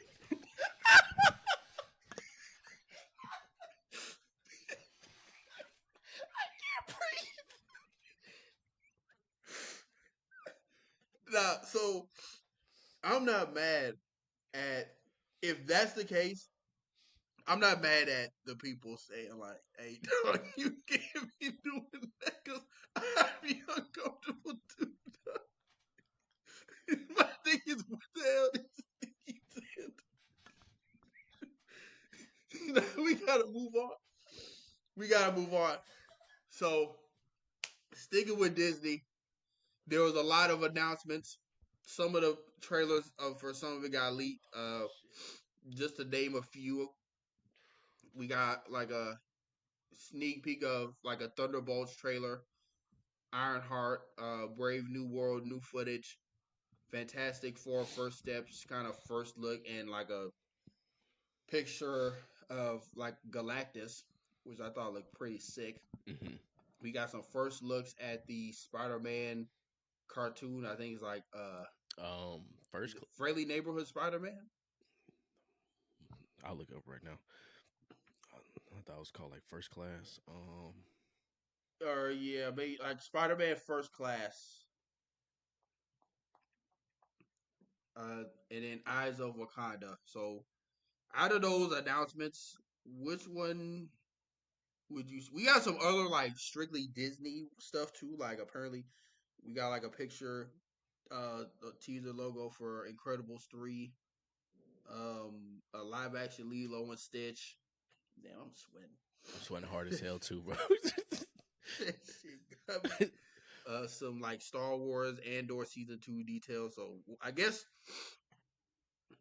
to kind of close out the top before we get to the main heater. But My what would you bad. say was some of your favorite ones? Real quick, you were right about the name. It's Your Friendly Neighborhood Spider-Man. Okay. You said favorite ones I seen. That Thunderbolts trailer. It looked like one of them ones, man. It looked like one of them ones from that leak I saw, and I wasn't even gonna watch the leak, but I had to, and I said, "Damn, it looked legit." That's all I can say. It looks It legit. does. I like that. I like the Galactus first look. He looks very, I don't know, fucking Galactus. I thought I could say something else. At least he looks like a human and not a big ass gray cloud. So that's Yeah. step one. Yeah. That's the first step. And you know the dude doing his voice, you seen him? I'll find it later. But yeah, he definitely has the voice for it. He did the voice for, was it the Green Knight? It was either Green Knight or something else. And it's a Galactus voice. Trust. um what else did they do? It was those are the main two I remember. Those are the main ones. I know they did Eyes of Wakanda, I guess. And then some dudes from that. Okay. Some news from that. They, I guess, showed some like first looks. I didn't see any pictures from that, but they just said like an Iron Fist is gonna be there. I think it's supposed to take place in like the early days of Wakanda, because this is supposed to be like one of the first, if not the first, Iron Fist in their like lineage. Okay. So I'm excited for that. I'm excited for just more Wakanda stuff in general because we haven't gotten a lot since Black Panther 2. What happened to that? Was it a Captain America game or a Black Panther game that they showed footage for like last year or earlier this year? It was a Captain America game, but they had Black Panther in it. Yeah. What happened to And it that? was like an old black. It was T'Chaka. Yeah, it was Because it was T'Chaka. like Captain America Civil War, some game like that. What happened to They that? just forgot we knew. They'll do that though. Like they'll show a trailer or teaser for some games. The game will come out till like 2 years later. Captain America. Nah, this one is old. This one's Xbox 360. I don't even see it. No, well, I'll look for it off air. But yeah, those are the main ones. I'm still excited about Fantastic Four, but those are the main ones. I didn't even see the stuff about Ironheart. I thought they forgot about her. That and was it Yeah, Iron they show Wars? like a. I saw like a, I guess, teaser trailer for there that they leaked. To be honest, I'm just gonna have to see more of that. Like what I saw, I liked, but again, it was what it was like. I Yeah, don't it was just like, know. I guess it was like that. Yeah, like it's like I guess, but I just hope they do right by that character and they Yeah, don't She-Hulk her. yeah. And are they still But doing Iron Wars or did they cancel?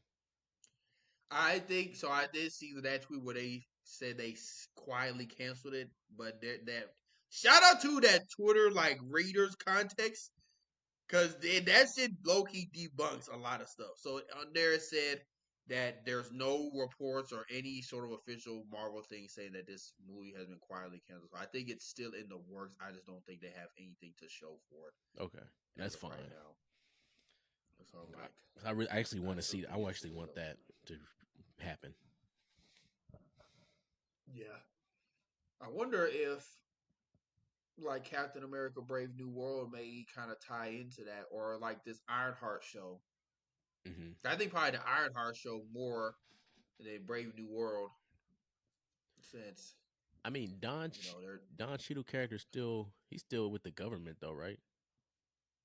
yeah, So he might have a small cameo in Brave New World. yeah. But yeah, I really like that Thunderbolts one. That one I'm really excited for. And I think that movie is going to low key set up a Dark Avengers movie because the way I can see that going is like the main Avengers are off somewhere in reality and space doing, fighting Doom. They come back, but they come back to the Avengers Tower is bought, and there's a new Avengers team, but it's the Dark Avengers. So it's like the Sentry, Iron Patriot. Uh, Mm-hmm. you got Val, you got Yelena Belova, and some other characters.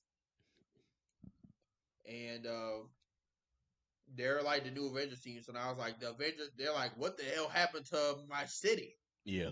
Or like the Avengers. So they're, I guess, that next Avengers after Secret Wars, they come back and fight the Dark Avengers team or something like that. But hold on, I gotta blow my nose. All right.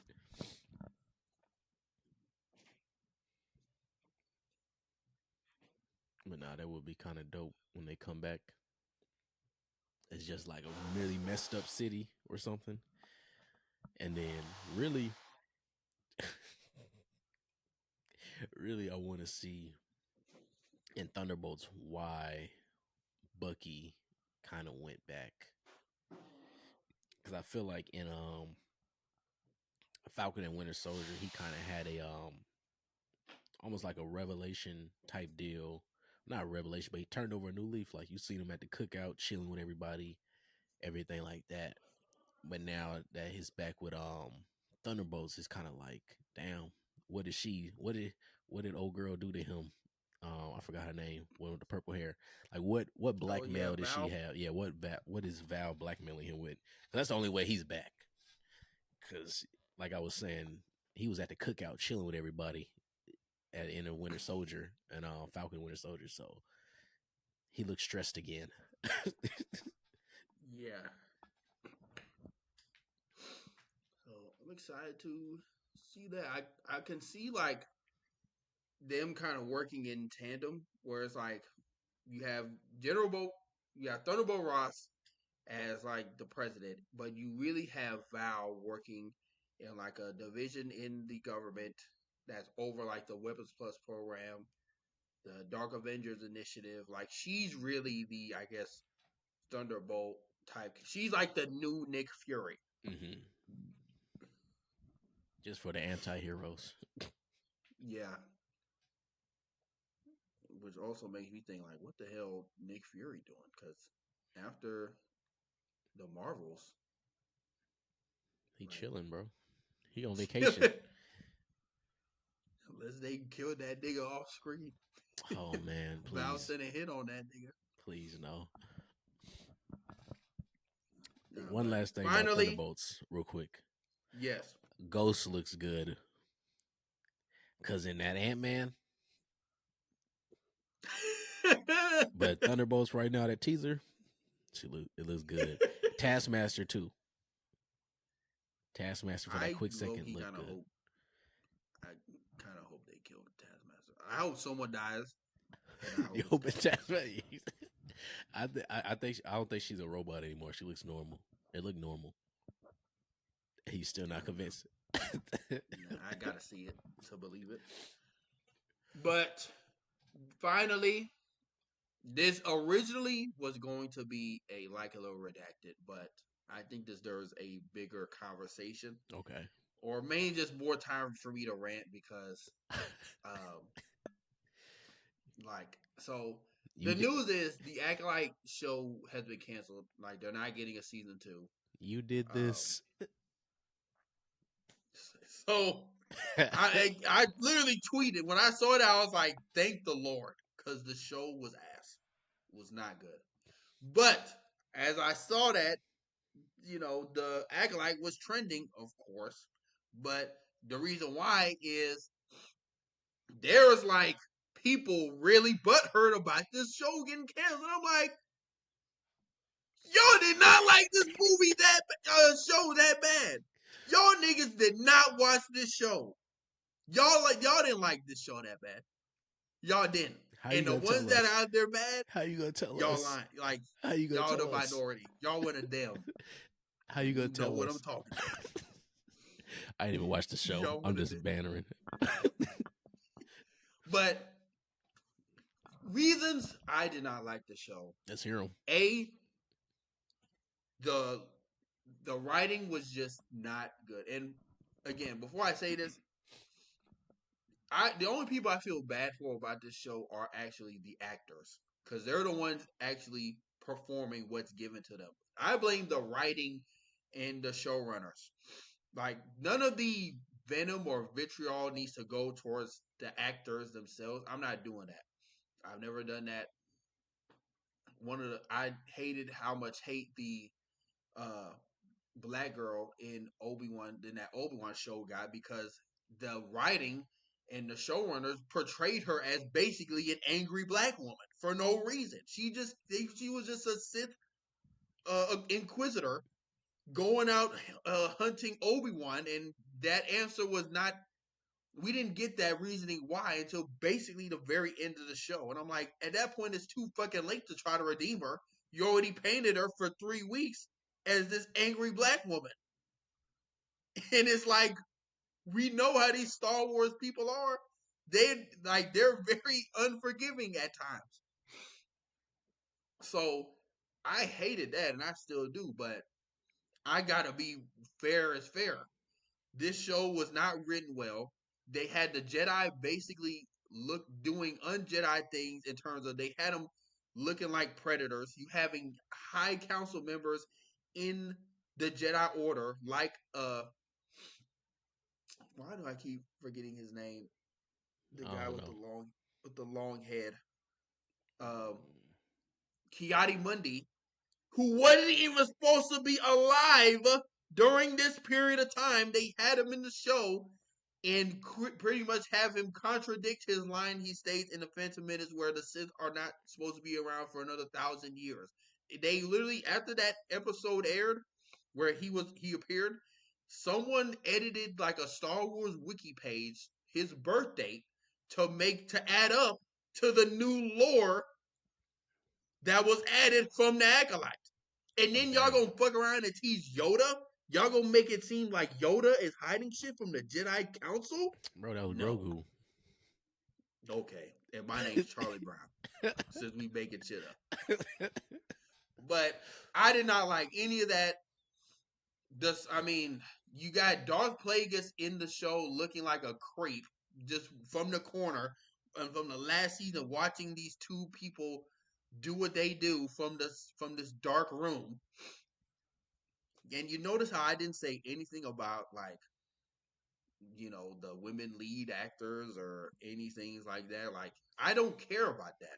Star Wars is such a diverse universe to where, if that's my gripe, I have no right talking about Star Wars, because the universe itself is so diverse. We got aliens and fucking Wookiees and all them as Jedi masters and bounty hunters and shit.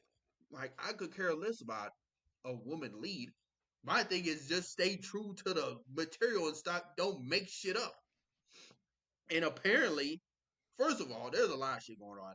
There's apparently a petition going around to bring the show back Mhm. that allegedly has a lot of signatures. Some report or some article said that uh I seen like the other day, and then it's like the show costs $180 million to make. Woo. So you think they gonna just let the shit ride? I've seen a lot of people saying, "Oh, why didn't they let the show ride?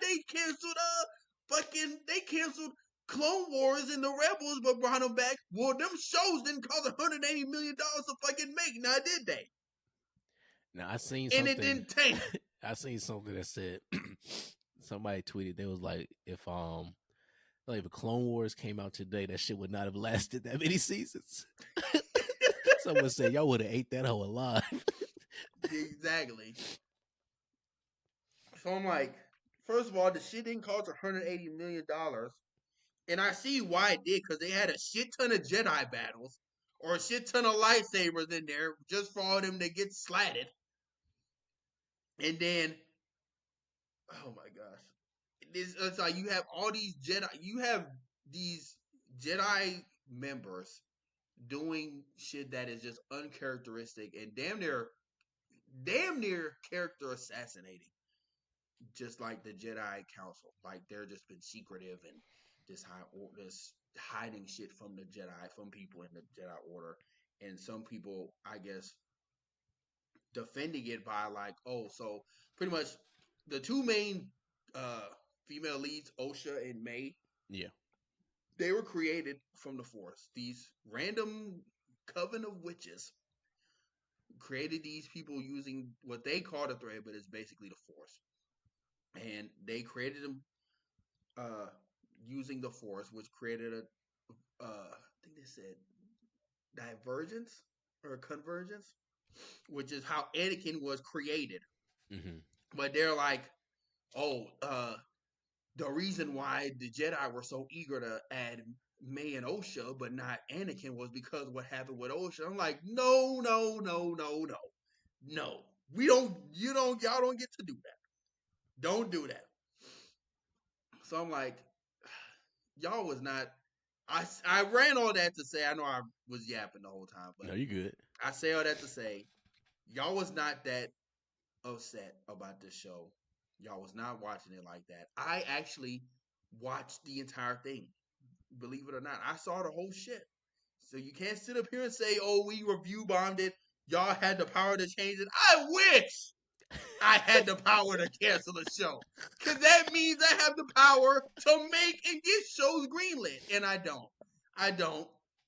All these other YouTubers with more pull and clout than me, they don't either. They don't either. So it's just people didn't watch it. I know that's hard to hear, but they didn't watch it. But yeah, that's my TED talk. Feek, I know you didn't watch the show, but if you have anything to say about that, please, I'm all ears. I don't got nothing to say about it honestly, because like you said, I didn't watch it, but I will say it's a great day to be an Andor fan, man. Ooh wee. And look, that's like the only real Star Wars show I watched. And like I said before a while back, I like Andor because it felt like a TV show more so than Star Wars. And yeah, I know that's off tangent, but hey, I'm cool. I'm cooling. But yeah, so with that being said, we're gonna go ahead and get into our like it, love it, redacted segment. The segment where we read some news headlines or some articles and see if we like it, love it, or redact it. So the first one uh, has to deal with the DC universe. The Spawn movie is officially happening. Sure, it is, and it's titled King Spawn. I think this was according to discussing film. Mhm. So, do we like this, love it, or redact it? I like it. I won't say love it yet because I haven't seen anything about like directors and all this other stuff. But it's just pretty much saying it's greenlit, so I like it. Yeah, I'll say I like it too, but tentative because I feel like this Spawn movie has been in like development or it's been in talks for like some years now. So to know that it's officially happening, it's good. So I like that. I like the name King Spawn as well because that's pretty hard. Yeah. Um, but yeah, next, the Penguin series takes place 1 week after the first film and leads directly into the Batman 2. Apparently, I think this is from the showrunner, but said, "quote We are the bridge between the two films." Hmm. So I don't even need to say the whole We thing. We love we it. love this. We love it, We love this show. man. And they getting I'm a excited Sunday. for it. Yeah, and I think they getting a Sunday release too. Yeah, Mm. it's gonna be one of them ones, man. It's looking like Sopranos style Batman, and ooh, yeah, If that's the case, that's gonna be tough. That's gonna be tough. it looks good. People just might watch it off the strength of like it being like a Sopranos type show, and they not even gonna realize, oh shit, this Batman in them. That's what it's looking. Hey, them trailers and everything. I said this is giving me a Soprano ish. It's definitely a mafia show, Yeah, honestly, but it looking like that Sopranos ish style stuff. So I'm tuned in at the release for it. me too. Next is so there's some upcoming projects for the boys. One of them being apparently there's a Boys Mexico that's in early development, being produced by Diego Luna and Gael Garcia Bernal. Hmm. And then there's supposed to be a Vought Rising, which I think is meant to be a prequel series of like the actual boys show, because it's supposed to feature Jensen Ackles and Aya Cash to a turn who was like fire the Nazi woman. Yeah, yeah. Stormfront. Stormfront. I was like, why did I forget her name? I should have typed it up here so I didn't sound like an idiot. But Stormfront. They're both set to return. Scripts are now being written. So, do we like these projects? Love it or redacted?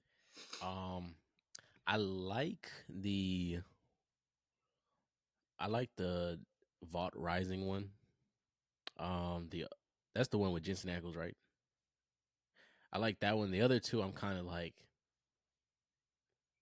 I don't know what they were gonna do. So you better tread lightly, nigga. The Mexicans watching. Hey yo, hey. No, but just because I seen them announce the Boys Mexico one. I'll be excited for it if it's not like head ass racist. You get what I'm saying? Because like the Boys like, is if it's good, not but over the top. the Boys is good, but it's also times where it's like, So as long as they don't do like some racist, you know what I mean? As long as it's not some weird racist like, as shit. long as they're not like just constantly shitting on Hispanics or Then I'll watch. some sort of like racist ongoing joke that they dragging, then I'll be on board. Yeah, I agree. Next, George R. R. Martin says that there are 7 more Game of Thrones shows in development, 3 of them being live action. Of those 3, we know there's Night of the Seven Kingdoms live action show that we've seen a teaser for that's already confirmed, and I think Aegon's Conquest that's in development as well. I don't know the third one. I think that's just season 3 of House of the Dragon. Yeah, because they canceled. And then the 4, huh? Yeah, so go ahead, keep going. Well, I was saying and then there's 4 animated projects. I know one of them is supposed to be the like Corlys Valerian kind of like biography, like TV show. I don't know about the other 4 or other 3, excuse me. But do we like this, love it, or redacted? I'll say like, but for Aegon's Conquest, I feel like they have to say more, which I feel like they're not going to say anything about that until House of the Dragons is done, honestly, or near finished. I want them to do Robert's Rebellion. Oh, that'd be hard. Yeah, I want them to do Robert's Rebellion really bad. And somebody said when they did that little teaser for a Night of the Seven Kingdoms, somebody said, I'm gonna tell y'all now, if y'all did not like they said if you did not like season 2 of House of the Dragons and you thought it was slow, do not watch this shit. They said it is not what you think. Yeah. So I'm already when I watched I'm already not expecting action. Yeah, it's more like, because I kind of listened to like an autobiography about the books, and it's more like a political drama, not more like actiony, and adventure-y. So, like they said, it's not what you think. Yeah, it's not what you think. Oh shit, I missed this one. Disney Plus. So as of this point, Disney Plus, Hulu, and Max started a streaming bundle that's already launched. Prices are discounted up to 38%. Apparently, the ad version is $16.99 a month, and the no ad version is $29.99 a month. Wait, who? Do we like this? Who is it? Huh? Who's in the bundle? Disney Plus, Hulu, and Max. That's what I said. And you said 30? $30 a month, no ads. $17 a month with ads. I'm about to go buy that shit right now. I'm about to cancel this. Subscription I got. So I see we like it then. Oh man, we going back to cable, but god damn. I might get it.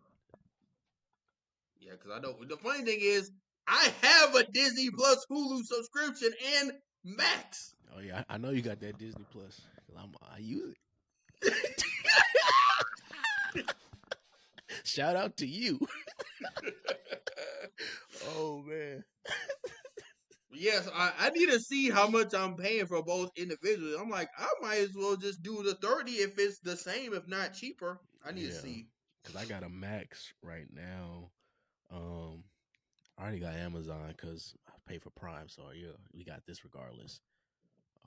But I did do the Paramount Plus, added on. It's like $10 because I wanted to watch Teenage Mutant Ninja Turtles, so I bought it.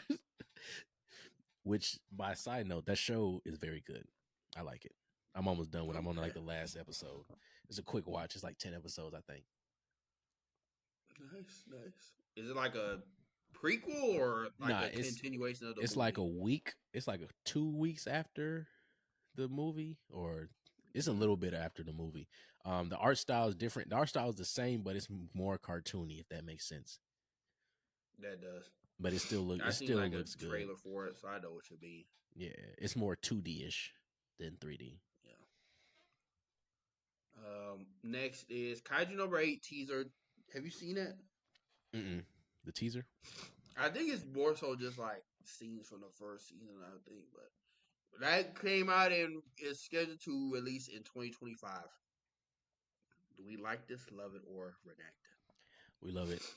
Granted, I have not watched the first season, um, just because I read it. So I've been kind of waiting on a good day to let's binge it all, kind of in one sitting, or at least half of it in one sitting. So, but I still like it because I've seen at least one fight, one of the animated fights already, and I said, "Oh yeah, they did it a lot of justice." So, Was it that senior vice dude against like the that big red one?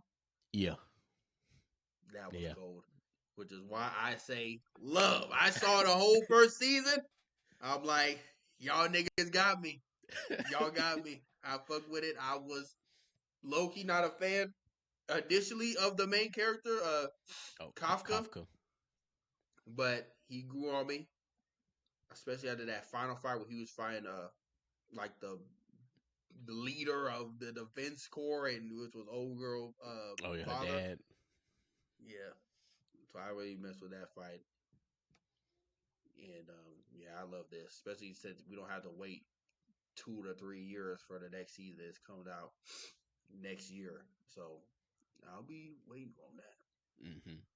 Um, while it's on my mind because I forgot to write it on here.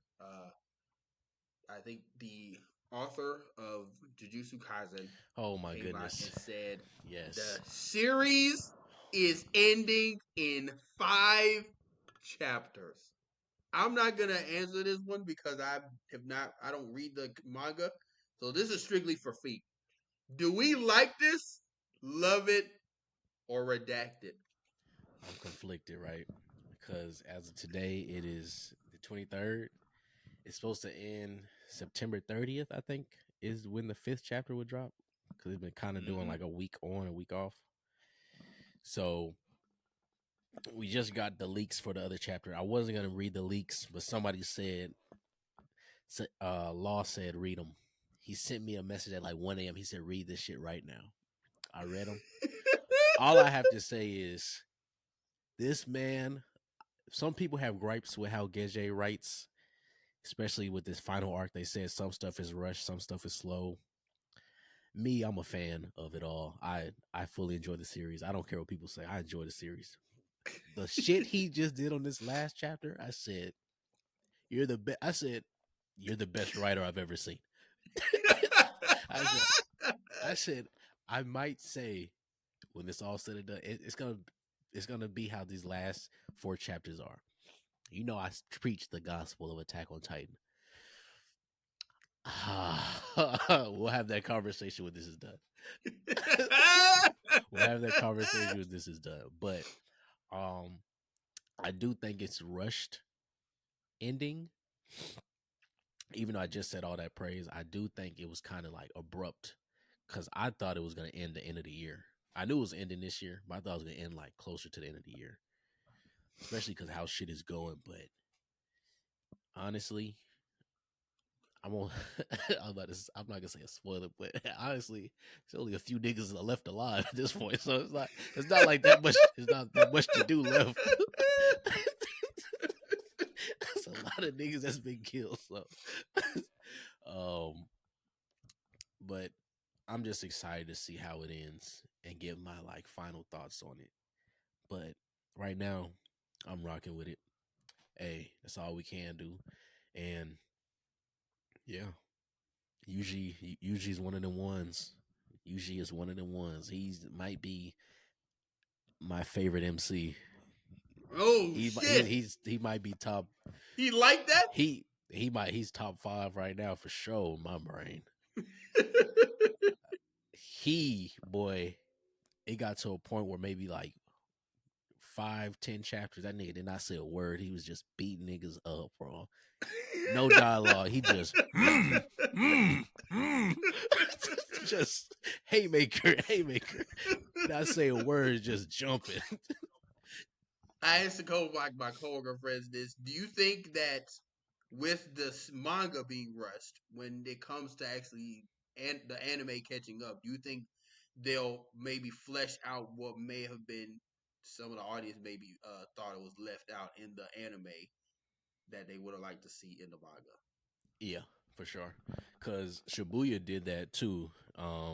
Just when we was reacting to it, there's a lot of stuff in there that I even like Sage was asking. He was like, "Was that in the manga?" We was like, "Hell no." We was like, "This is new to us."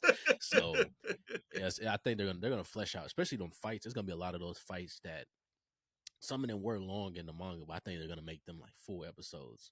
Cause like just example, that Maharaga fight with Sukuna that we saw in Shibuya, that shit was not that long. That shit was maybe like I don't even know if it was a full chapter. It was a few pages. It may have been a full chapter. May not remember correctly, but it wasn't. It definitely wasn't that long. I'll tell you that. So a lot of these fights are gonna be more fleshed out.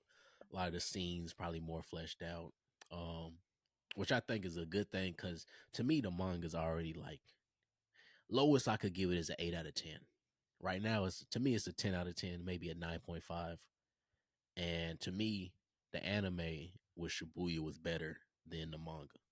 So if it stays better than the manga, then I'm happy. I don't know about everybody else, but I'm gonna be happy watching it. So I guess as long as they, you know, as long as they can still carry that hype from Shibuya to the Culling Games anime wise, because oh, they could pull a Seven Deadly Sins they and won't. take a nosedive. Nah, they no, now Mappa.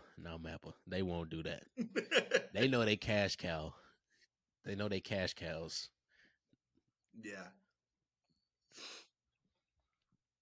but yeah, I don't have that written down on the rundown, but it just came to my mind. And I was like, I need to ask Feek this, Yeah, but yeah, back to the written items. Karan Sony reveals Beyond the Spider Verse is deep into production. He will start recording lines for the film in a few months. I forgot that film was We happening. I forgot about it. I'm just gonna say redacted because at this point, like you said, I damn near forgot about the movie. And I saw a tweet where they're like, "Well, I mean," because I saw another tweet that was saying like the film's not gonna come out for another couple years, and they're like, "Well, the first one came out in 2018, and the second one didn't come out till like 2023. So if it comes out 5 years after, I'm like, that's pretty normal."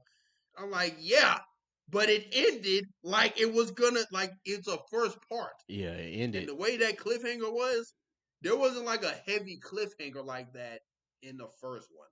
So really, I'm thinking they already filmed both movies. They're just going to maybe have a year, 2 years max break. That's But what I was thinking. all the film and writing and animation is done, right? We're wrong. That's wrong. So I just think although it's consistent, I don't think both scenarios are the same. That's why I'm like Redacted. Because by the time this movie comes out, we would have damn near already forgot what happened in the Across the Spider Verse. So they're gonna spend damn near like 20, 30 minutes recapping everybody and then make it like a 3 hour animated film. This better be the best thing I've ever seen in my life. I don't know, bro. I want to say I guess that's since they're moving forward with the film, but like I just said earlier, I forgot the film existed. I have not thought about Spider Verse since the other movie, honestly. So actually, no, that's a lie. I thought about it the other day just because of a tweet, but it wasn't even about Spider Verse. It was somebody making a comparison for um Transformers One because they said because it was been early screenings for it, and this is the first time in a minute where I've seen people talk about a Transformers film, and unanimously, I've not seen one single bad review for it. Everybody's like, "This is." They said, regardless of it being Transformers, they said this is a great animated movie just in general. And somebody tweeted, somebody said, "Dare I say, this is better than Across the Spider Verse?" And then they did a little Drewski running away meme. They said, so I haven't been this excited for like a Transformer film in a minute. So that was just Okay. this is just my hot take. I think it's gonna be a top 3 movie of the year. You might be right, because low key, the animation movies I've seen so far, from Ninja Turtles to Across the Spider Verse, this other movie that we about to talk about that comes out this year. I'm trying to think of other movies animated wise that I've seen in theaters outside of those two. Like they've all been pretty hit. And then I mean I heard decent things about The Boy and the Heron, Mm-hmm. but like this might be the year of the animation. Yeah.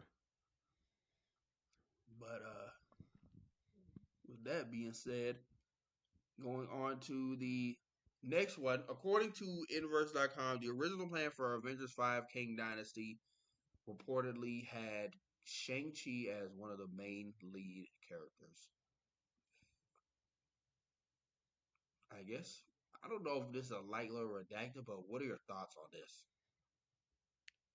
Because we haven't seen Shang-Chi do shit since literally his movie.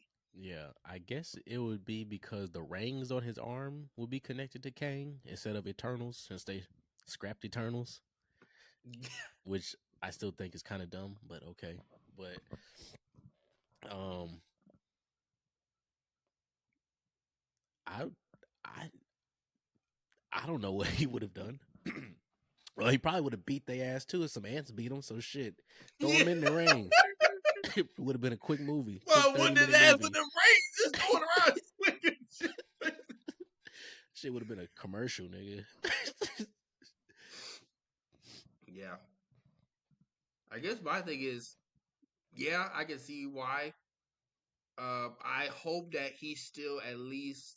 First of all, I hope they do something with Shang-Chi Yeah. soon, because like again, he had a really good Shang-Chi movie, but ever since then we have not seen him do literally shit.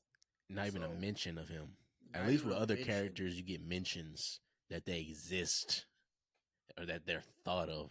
He has not have a mention of him at all. Mm-hmm.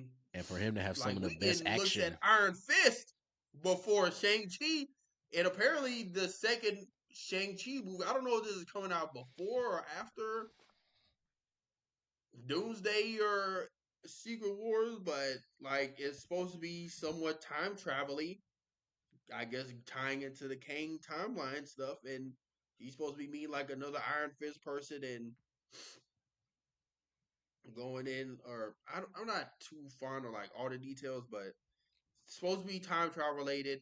Supposed to be like another Iron Fist holder, and maybe he meets like a Kang variant, but we now know that that's scrap. So now I'm kind of worried. Like, did they shelf his movie? Like, I just still hope he's at least another lead in the like Doomsday. Like I understand Captain, like Sam Wilson, Captain America is going to be up there, but don't just kind of forget about Shang-Chi. Be like, hey, I'm here too. Because Yeah. he had like some good stuff, and Marvel is prone to do some shit like this. And my thing is, he probably had some of the best, if not the best, action sequences in Marvel. Outside of maybe Yeah, like Winter Soldier. Winter Soldier, exactly. I would say outside of Winter Soldier, that's some of the best fight choreography I've seen in a movie in a minute. Yeah. That um Winter Soldier and Deadpool Wolverine. Yeah. So put him in a movie, man. Give my nigga a chance. Get him off the bench. For real. he Get him he off he the an actual bench. heavy hitter. Give him a quick 2 episode special shit. We don't need Well, apparently Agatha. he's supposed to be. I guess he's gonna be in Marvel Zombies, that dude show, and then I think he has like a what if episode about him, but Hey man, we'll see. throw that money you use for Agatha to Shang-Chi. And next is there's a new Lord of the Rings animated movie Yes, sir. that is getting a theatrical release. It is Lord of the Rings: The War of the Rohirrim. War of the Rohirrim. Rohirrim? I don't Rohirrim. know. Rohirrim. Roro. The animated film is set to release December 13th. Do we like this, love it, or redacted? I like it. I watched the trailer. It looks very good. And I like Lord of the I didn't Rings. get to see the trailer, or I didn't see the whole trailer in its entirety, but from what I've seen, it looks animated well. One almost looks like a kind of Studio Ghibli esque type animation, but it's not Studio Ghibli. At least I don't think it is. Mm-mm. And then obviously Lord of the Rings, outside of Rings, that 10 Rings of Power show, it has a very strong fan base, and the fact that again, which just goes on to the theme of like animated theatrical releases. Like this is still a medium to tell stories with through animation. So I'm excited for it. I'll spend some money and watch it. So I like it too. Um, and interested to see like what they do in this universe.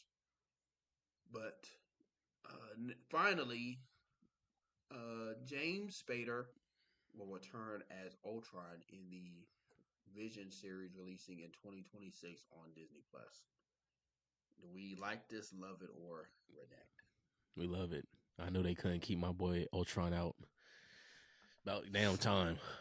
Yeah, it just does not make sense for him to be gone this long, but I guess uh better late than never, right? So Yeah. I'd say like it too, but yeah. So finally, I know y'all been waiting on this one. I'm about to make a name for myself here. About to get into the infamous bag. Drop the music. Yeah, bitch, I'm in my bag, yeah, bag, bitch, I just made a bag, yeah, bag, bitch, I just made a bag, yeah, bag of beef.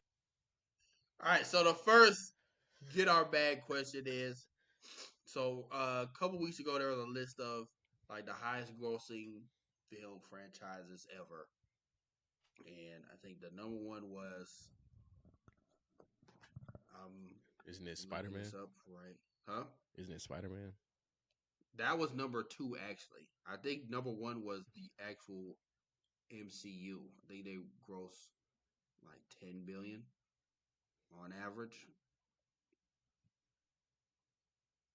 But after that was Spider. Yes. So the first one is Marvel Cinematic Universe 29 billion, Spider-Man at 10 billion. The fact that this is about to, I'm about to stop myself because again, we know what Marvel need to do. Can you imagine they damn near double their money? Then after that is Star Wars at 10 billion. I'm not gonna read all these, just some notable ones. Batman itself, another individual IP, is number 8 at 6.8 billion. So, what is a my bad question is, what do you think is a franchise, an IP franchise that you could see that could gross $1 billion, like in any kind of project? Who on any project? Like movie or series, like I guess my example would be like I guess I was about to say Scooby Doo. If they don't know it, can you imagine Scooby Doo gross like they have a Scooby Doo type project? Also another one, hell, so it was like the top highest grossing films. Shrek is number 17, like the Shrek franchise, number 17 at $4.02 billion, Shrek. and they're making a fifth one. So I'm like, if Shrek can be up here, Scooby Doo is probably close. I can see them I'm trying to like a think. Scooby Doo movie. With, I think if you did a reboot, well, not yeah. I think if they did a proper, my mind went blank. Okay, I got it. If they did a proper Power Rangers movie, I think it could. Because granted, that old one from like, I don't know, 2010s, the older one, Yes. you know what I'm talking about. It wasn't bad. The people wasn't just ready. The people weren't ready for it though. Now, the people are ready for it. They seen the light. Yes. I think if you did a reboot, Power Rangers, that could go dumb. I think if you did a Static Shock, with the right director, Static Shock, could you do it for sure? Okay. And I want to say this is me. This is the bias in me. this is total bias in me that Transformers 1 can do it, will do it. Okay. Who else? I would say League of Legends, but they already have Arcane as a TV show. I'm trying to think of video games. You know what? If they did a Metroid movie, you think that would gross $1 billion? if they did a Metroid movie, but almost like a thriller, ooh, a thriller action, that would be cold. I guess the only way I can see that making $1 billion is if they make it like PG-13, because it's very hard for R-rated movies to make $1 billion unless you're Deadpool Wolverine. But they do like a PG-13 like thriller action. I can see that getting close if done right. Even what I was thinking Gears of War.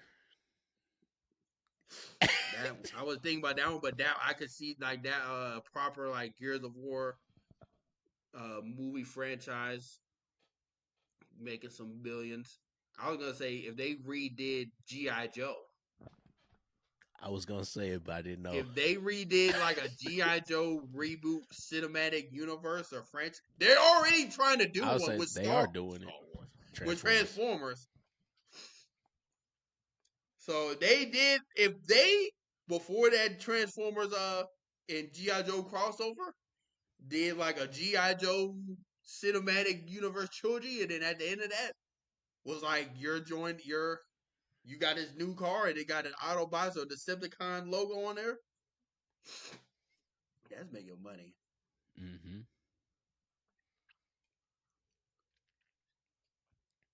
One I was very surprised about was Despicable Me is on this list at 13th at $5.25 billion. Hey, the That is movie's higher funny, than bro. Avatar, Good. Pirates of the Caribbean, the Mission Impossible franchise, It's higher than Mission Shrek, Impossible. and Twilight. It being higher than Mission Impossible is kind of crazy. Because there's 100 Mission Impossibles. Mission Impossible, according to this list, is 16th, grossing $4.14 billion. What was is Fast and Furious on there? It gotta be on there. Fast and Furious is 6, behind. That's so dumb. Fast and Furious is 6 at 7.33 billion. That is behind like the James Bond franchise, Wizarding World. I don't know. Harry Potter. Made Harry Potter. Yeah, that's Harry Potter. Oh, so I guess like the Harry Potter and the Fantastical Beasts. Yeah, Yeah, that's they're fourth at 9.66 billion. Star Wars third, and Spider-Man being second is just freaking insane. By itself. By its damn self. You know who could have been up there? I mean, the MCU was number one at damn near $30 billion. But imagine if they owned that. They could double their money. They'd be unstoppable. I think the Hulk low-key deserves to be somewhere up here, at least in the top 20, but they only got... only got 2 movies. Bless you. Really 3. Well, really Ragnarok. 2, but I think they got like an old one in the back of the day. When they took that nigga to court. When that man they had a muscle suit on. Painted him green.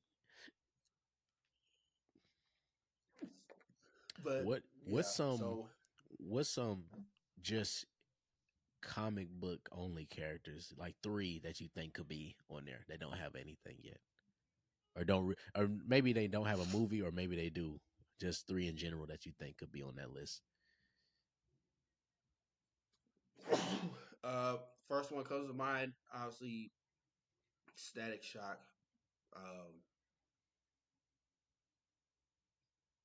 I don't understand why Superman isn't up here. Yeah. Or shouldn't be higher.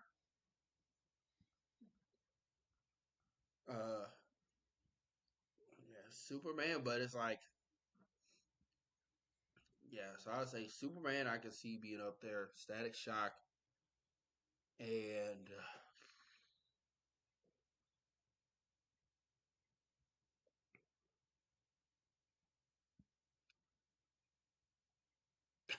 I guess maybe Wolverine movies by themselves. But if they did more of them, like it could be like, because X-Men, the franchise, is 9th at 6.8 billion. But I wonder how much of that is because of I wonder how much is Wolverine. Like if you were to take out all the movies that had Wolverine in them, how much would that actually be? Shit, it would just whether he was a main lead or a cameo. It would just be the newer ones. First Class. And Dark Phoenix. Yeah. He actually was in First Class. Because remember they tried to recruit him and he was like, fuck off. Yeah, he was. But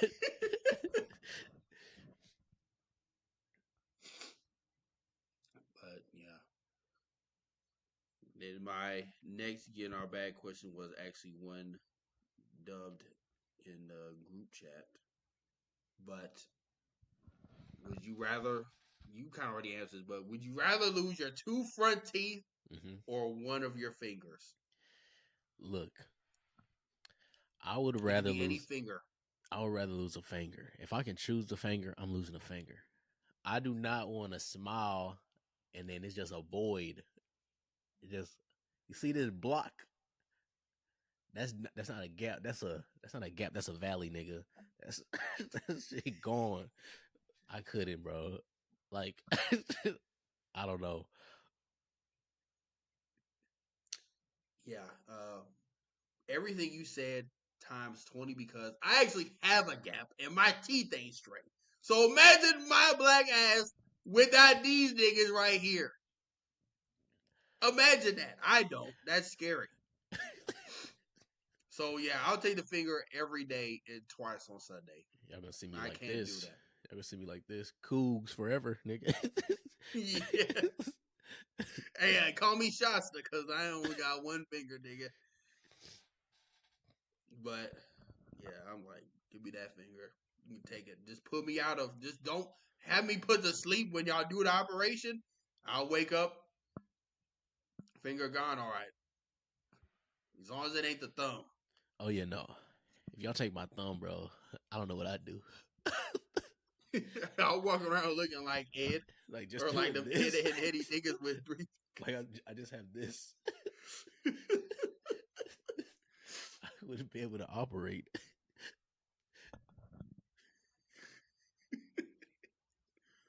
No, but did you have a get our bag question? Let me see.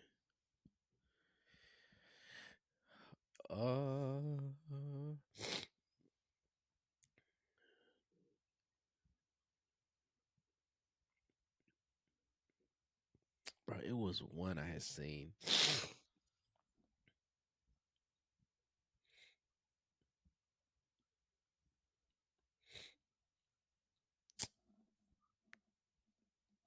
God damn.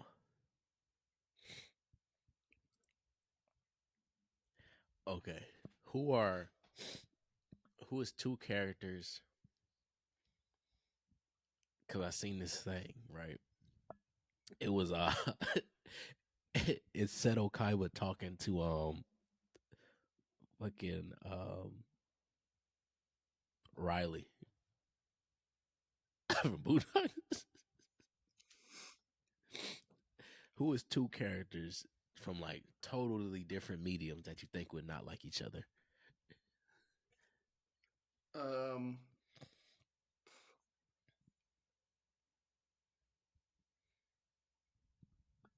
Aang and Luffy. You think they I don't wouldn't know like each why. other? I just see that like Luffy being hella annoying and Aang just like snapping at one point, like nigga, shut the fuck up. Or You, some shit. Like, you think he'd be too goofy for? yeah. But Sora be goofy, but you think he's just over the top? You think Luffy just be too much for him?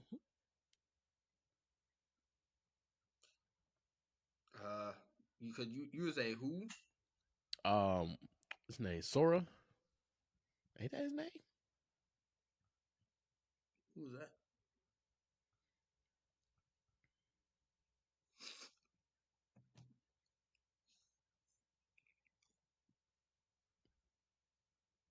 Damn, is that not this nigga name? Bro, what is what is old girl brother name? Sokka? Sokka. Damn, I said Sora. I'm Oh, thinking yeah. about Kingdom Hearts. I'm like, who is? Shit. Am I tripping? Who was that? Hey man, I said it is Sokka, but Sokka be goofy. He does, but he ain't Luffy goofy. That's true. So I guess that's my thing. I'm like, I don't know, man. I can see them. It's less likely, but I can, for some reason, just being Ankai getting his test is getting a little his patience getting tested. But another one, um,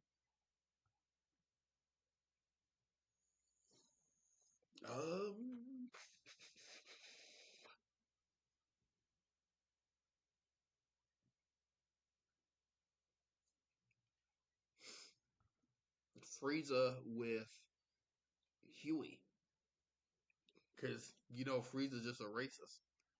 It's like get these monkey ass niggas away from me, or just Frieza with any. Actually, Frieza and Stink and what's his name? Not Stink Meter. Uncle Ruckus. Uncle Ruckus. Uncle They Ruckus would would like hate him. each other. You think they'd hate you? I think Uncle Ruckus would like Frieza. I think it'd be a one-sided like relationship. Frieza would hate him, and Uncle Ruckus would be like, "Yeah, fuck them monkey ass niggas, man. Fuck these niggas, dog." And he's like, "Ain't you what? Like, you're one of them." Okay. I think I'm trying to think. I think Doctor Doom and Sukuna would not like each other. Ooh, that's a good one. Because their egos are so huge. And then Sukuna hates, he tweaks out if somebody like shows any pity or like almost like some distaste towards him. He's like, oh yeah, fuck you, nigga. And you know, Dr. Doom is all about being condescending and being like, I pity you, you lesser being. So I already know they would not like each other. Two other people I think would not like each other is Batman and Gojo. Because Gojo's too laid back. Yeah. He doesn't really like Batman would be fuzzy. He'd try to kill that nigga. Yeah. Yeah, them two, they wouldn't like each other.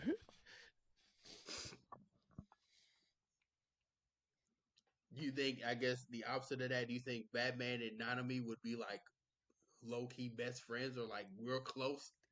Because they both by their business? Yeah. And Nanami he clock out, you know, he gone. Don't call him, his phone off. He might be like, I don't work nights. So you work nights? Yeah, I don't do that. I'll do everything in the daytime. I'll take your day shift and you clock in at night. Anything past 7 or like you said, past 5, that's you, dog. Yeah.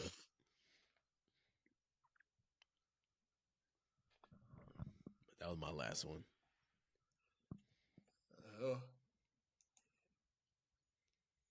With that being said, we're going to go into our final section, our redacted rules. For those who may have forgotten, I know we've been away for a minute, but this is our segment where we give a rule to live by for the pod. So we both give one. Do you have one off the top of your head already? No. Well, I'll go ahead and say one on the spot.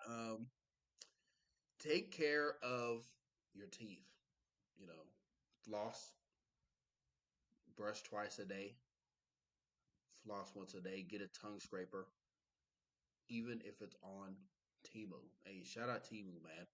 I meant to say this on the pod, but got me a water flosser off Temu for like $16. If that. I don't even think it was that much. Yeah, I got a 16-pack water flosser head for $7. And then I got the actual water pick itself for $9.78. That came with 4 heads. So they're supposed to be coming like latest Labor Day week. So I'll made next pod. I'll let you know if my teeth black or falling out or not. Oh my god, or this shit broken. Knock on wood, bro. Please. Yeah, my redacted rule is take care of your teeth because you might have your 2 front teeth gone, and then now you got a Grand Canyon in your mouth. Yeah, my redacted rule is enjoy life, man. Enjoy life, man.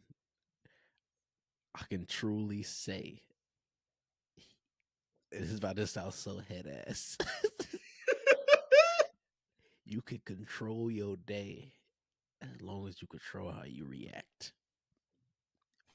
So enjoy life, man. Live in a moment. Stop worrying about everything that's in the future, man. And life is so much more chill. If it's in the past, it's in the past. You can't change it. We don't got time travel as of yet that we know of. Who knows? We may have it, but For us normal folk, we don't. So you can't go in the past and change something. So chalk it up as it's in the past and learn from it. Enjoy life. Yes, sir. I love that. Love that redacted rule. But with that being said, it's been another great episode of the Redacted show. This might be our longest one yet. This one is it's like 2.5 hours, and that's unedited, of course. But I'm sure by the time this is uploaded, it's gonna be a good 2 hours and some change. Mm-hmm. But thank you guys. If y'all made it this long, we really do appreciate you guys for continuing to support us. I believe this is episode 79. So we're getting close to that done. Hopefully by Dreamcon, we'll be at 100 episodes. Oh, we'll be there before then. A little something special. Huh? We'll be there before then. We definitely will be. But as long as we don't do no more hiatuses. Hey, man. But with that being said, again, appreciate y'all support. Make sure you guys rate us a 5-star. Continue to share us with your friends and family. Continue to mess with the reels and TikToks. That's really how we get a lot of our engagement, along with word of mouth spread. But with that being said, it's been your boy Dana Dane. It's been your boy Wafik. And we out. Peace. Recipes call me, I'ma show 'em how to shoot. On the 4-5, jump in the ass, my crew. Yeah, I'm stepping with a flag, keeping all of the hoes on mute.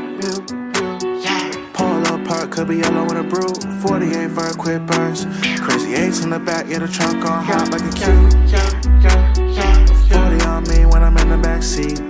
Blotter, paper pre-cup.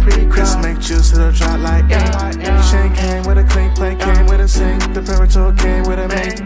Tricones white like paint. My hoe by the hoe, cause she know it's my king. Hit on my side, cause I drop a song. Think you should hit up the link. The phenotype came from the pink Colombian thing. Yeah, the genetics unique. Cellular right on the beat. I'm teaching the hoe like I'm Play-Doh. I got the veggies like by the tomato. You got a basic hoe making Alfredo. I put a bag on a hoe on my payroll. I get active at night, then I lay low. The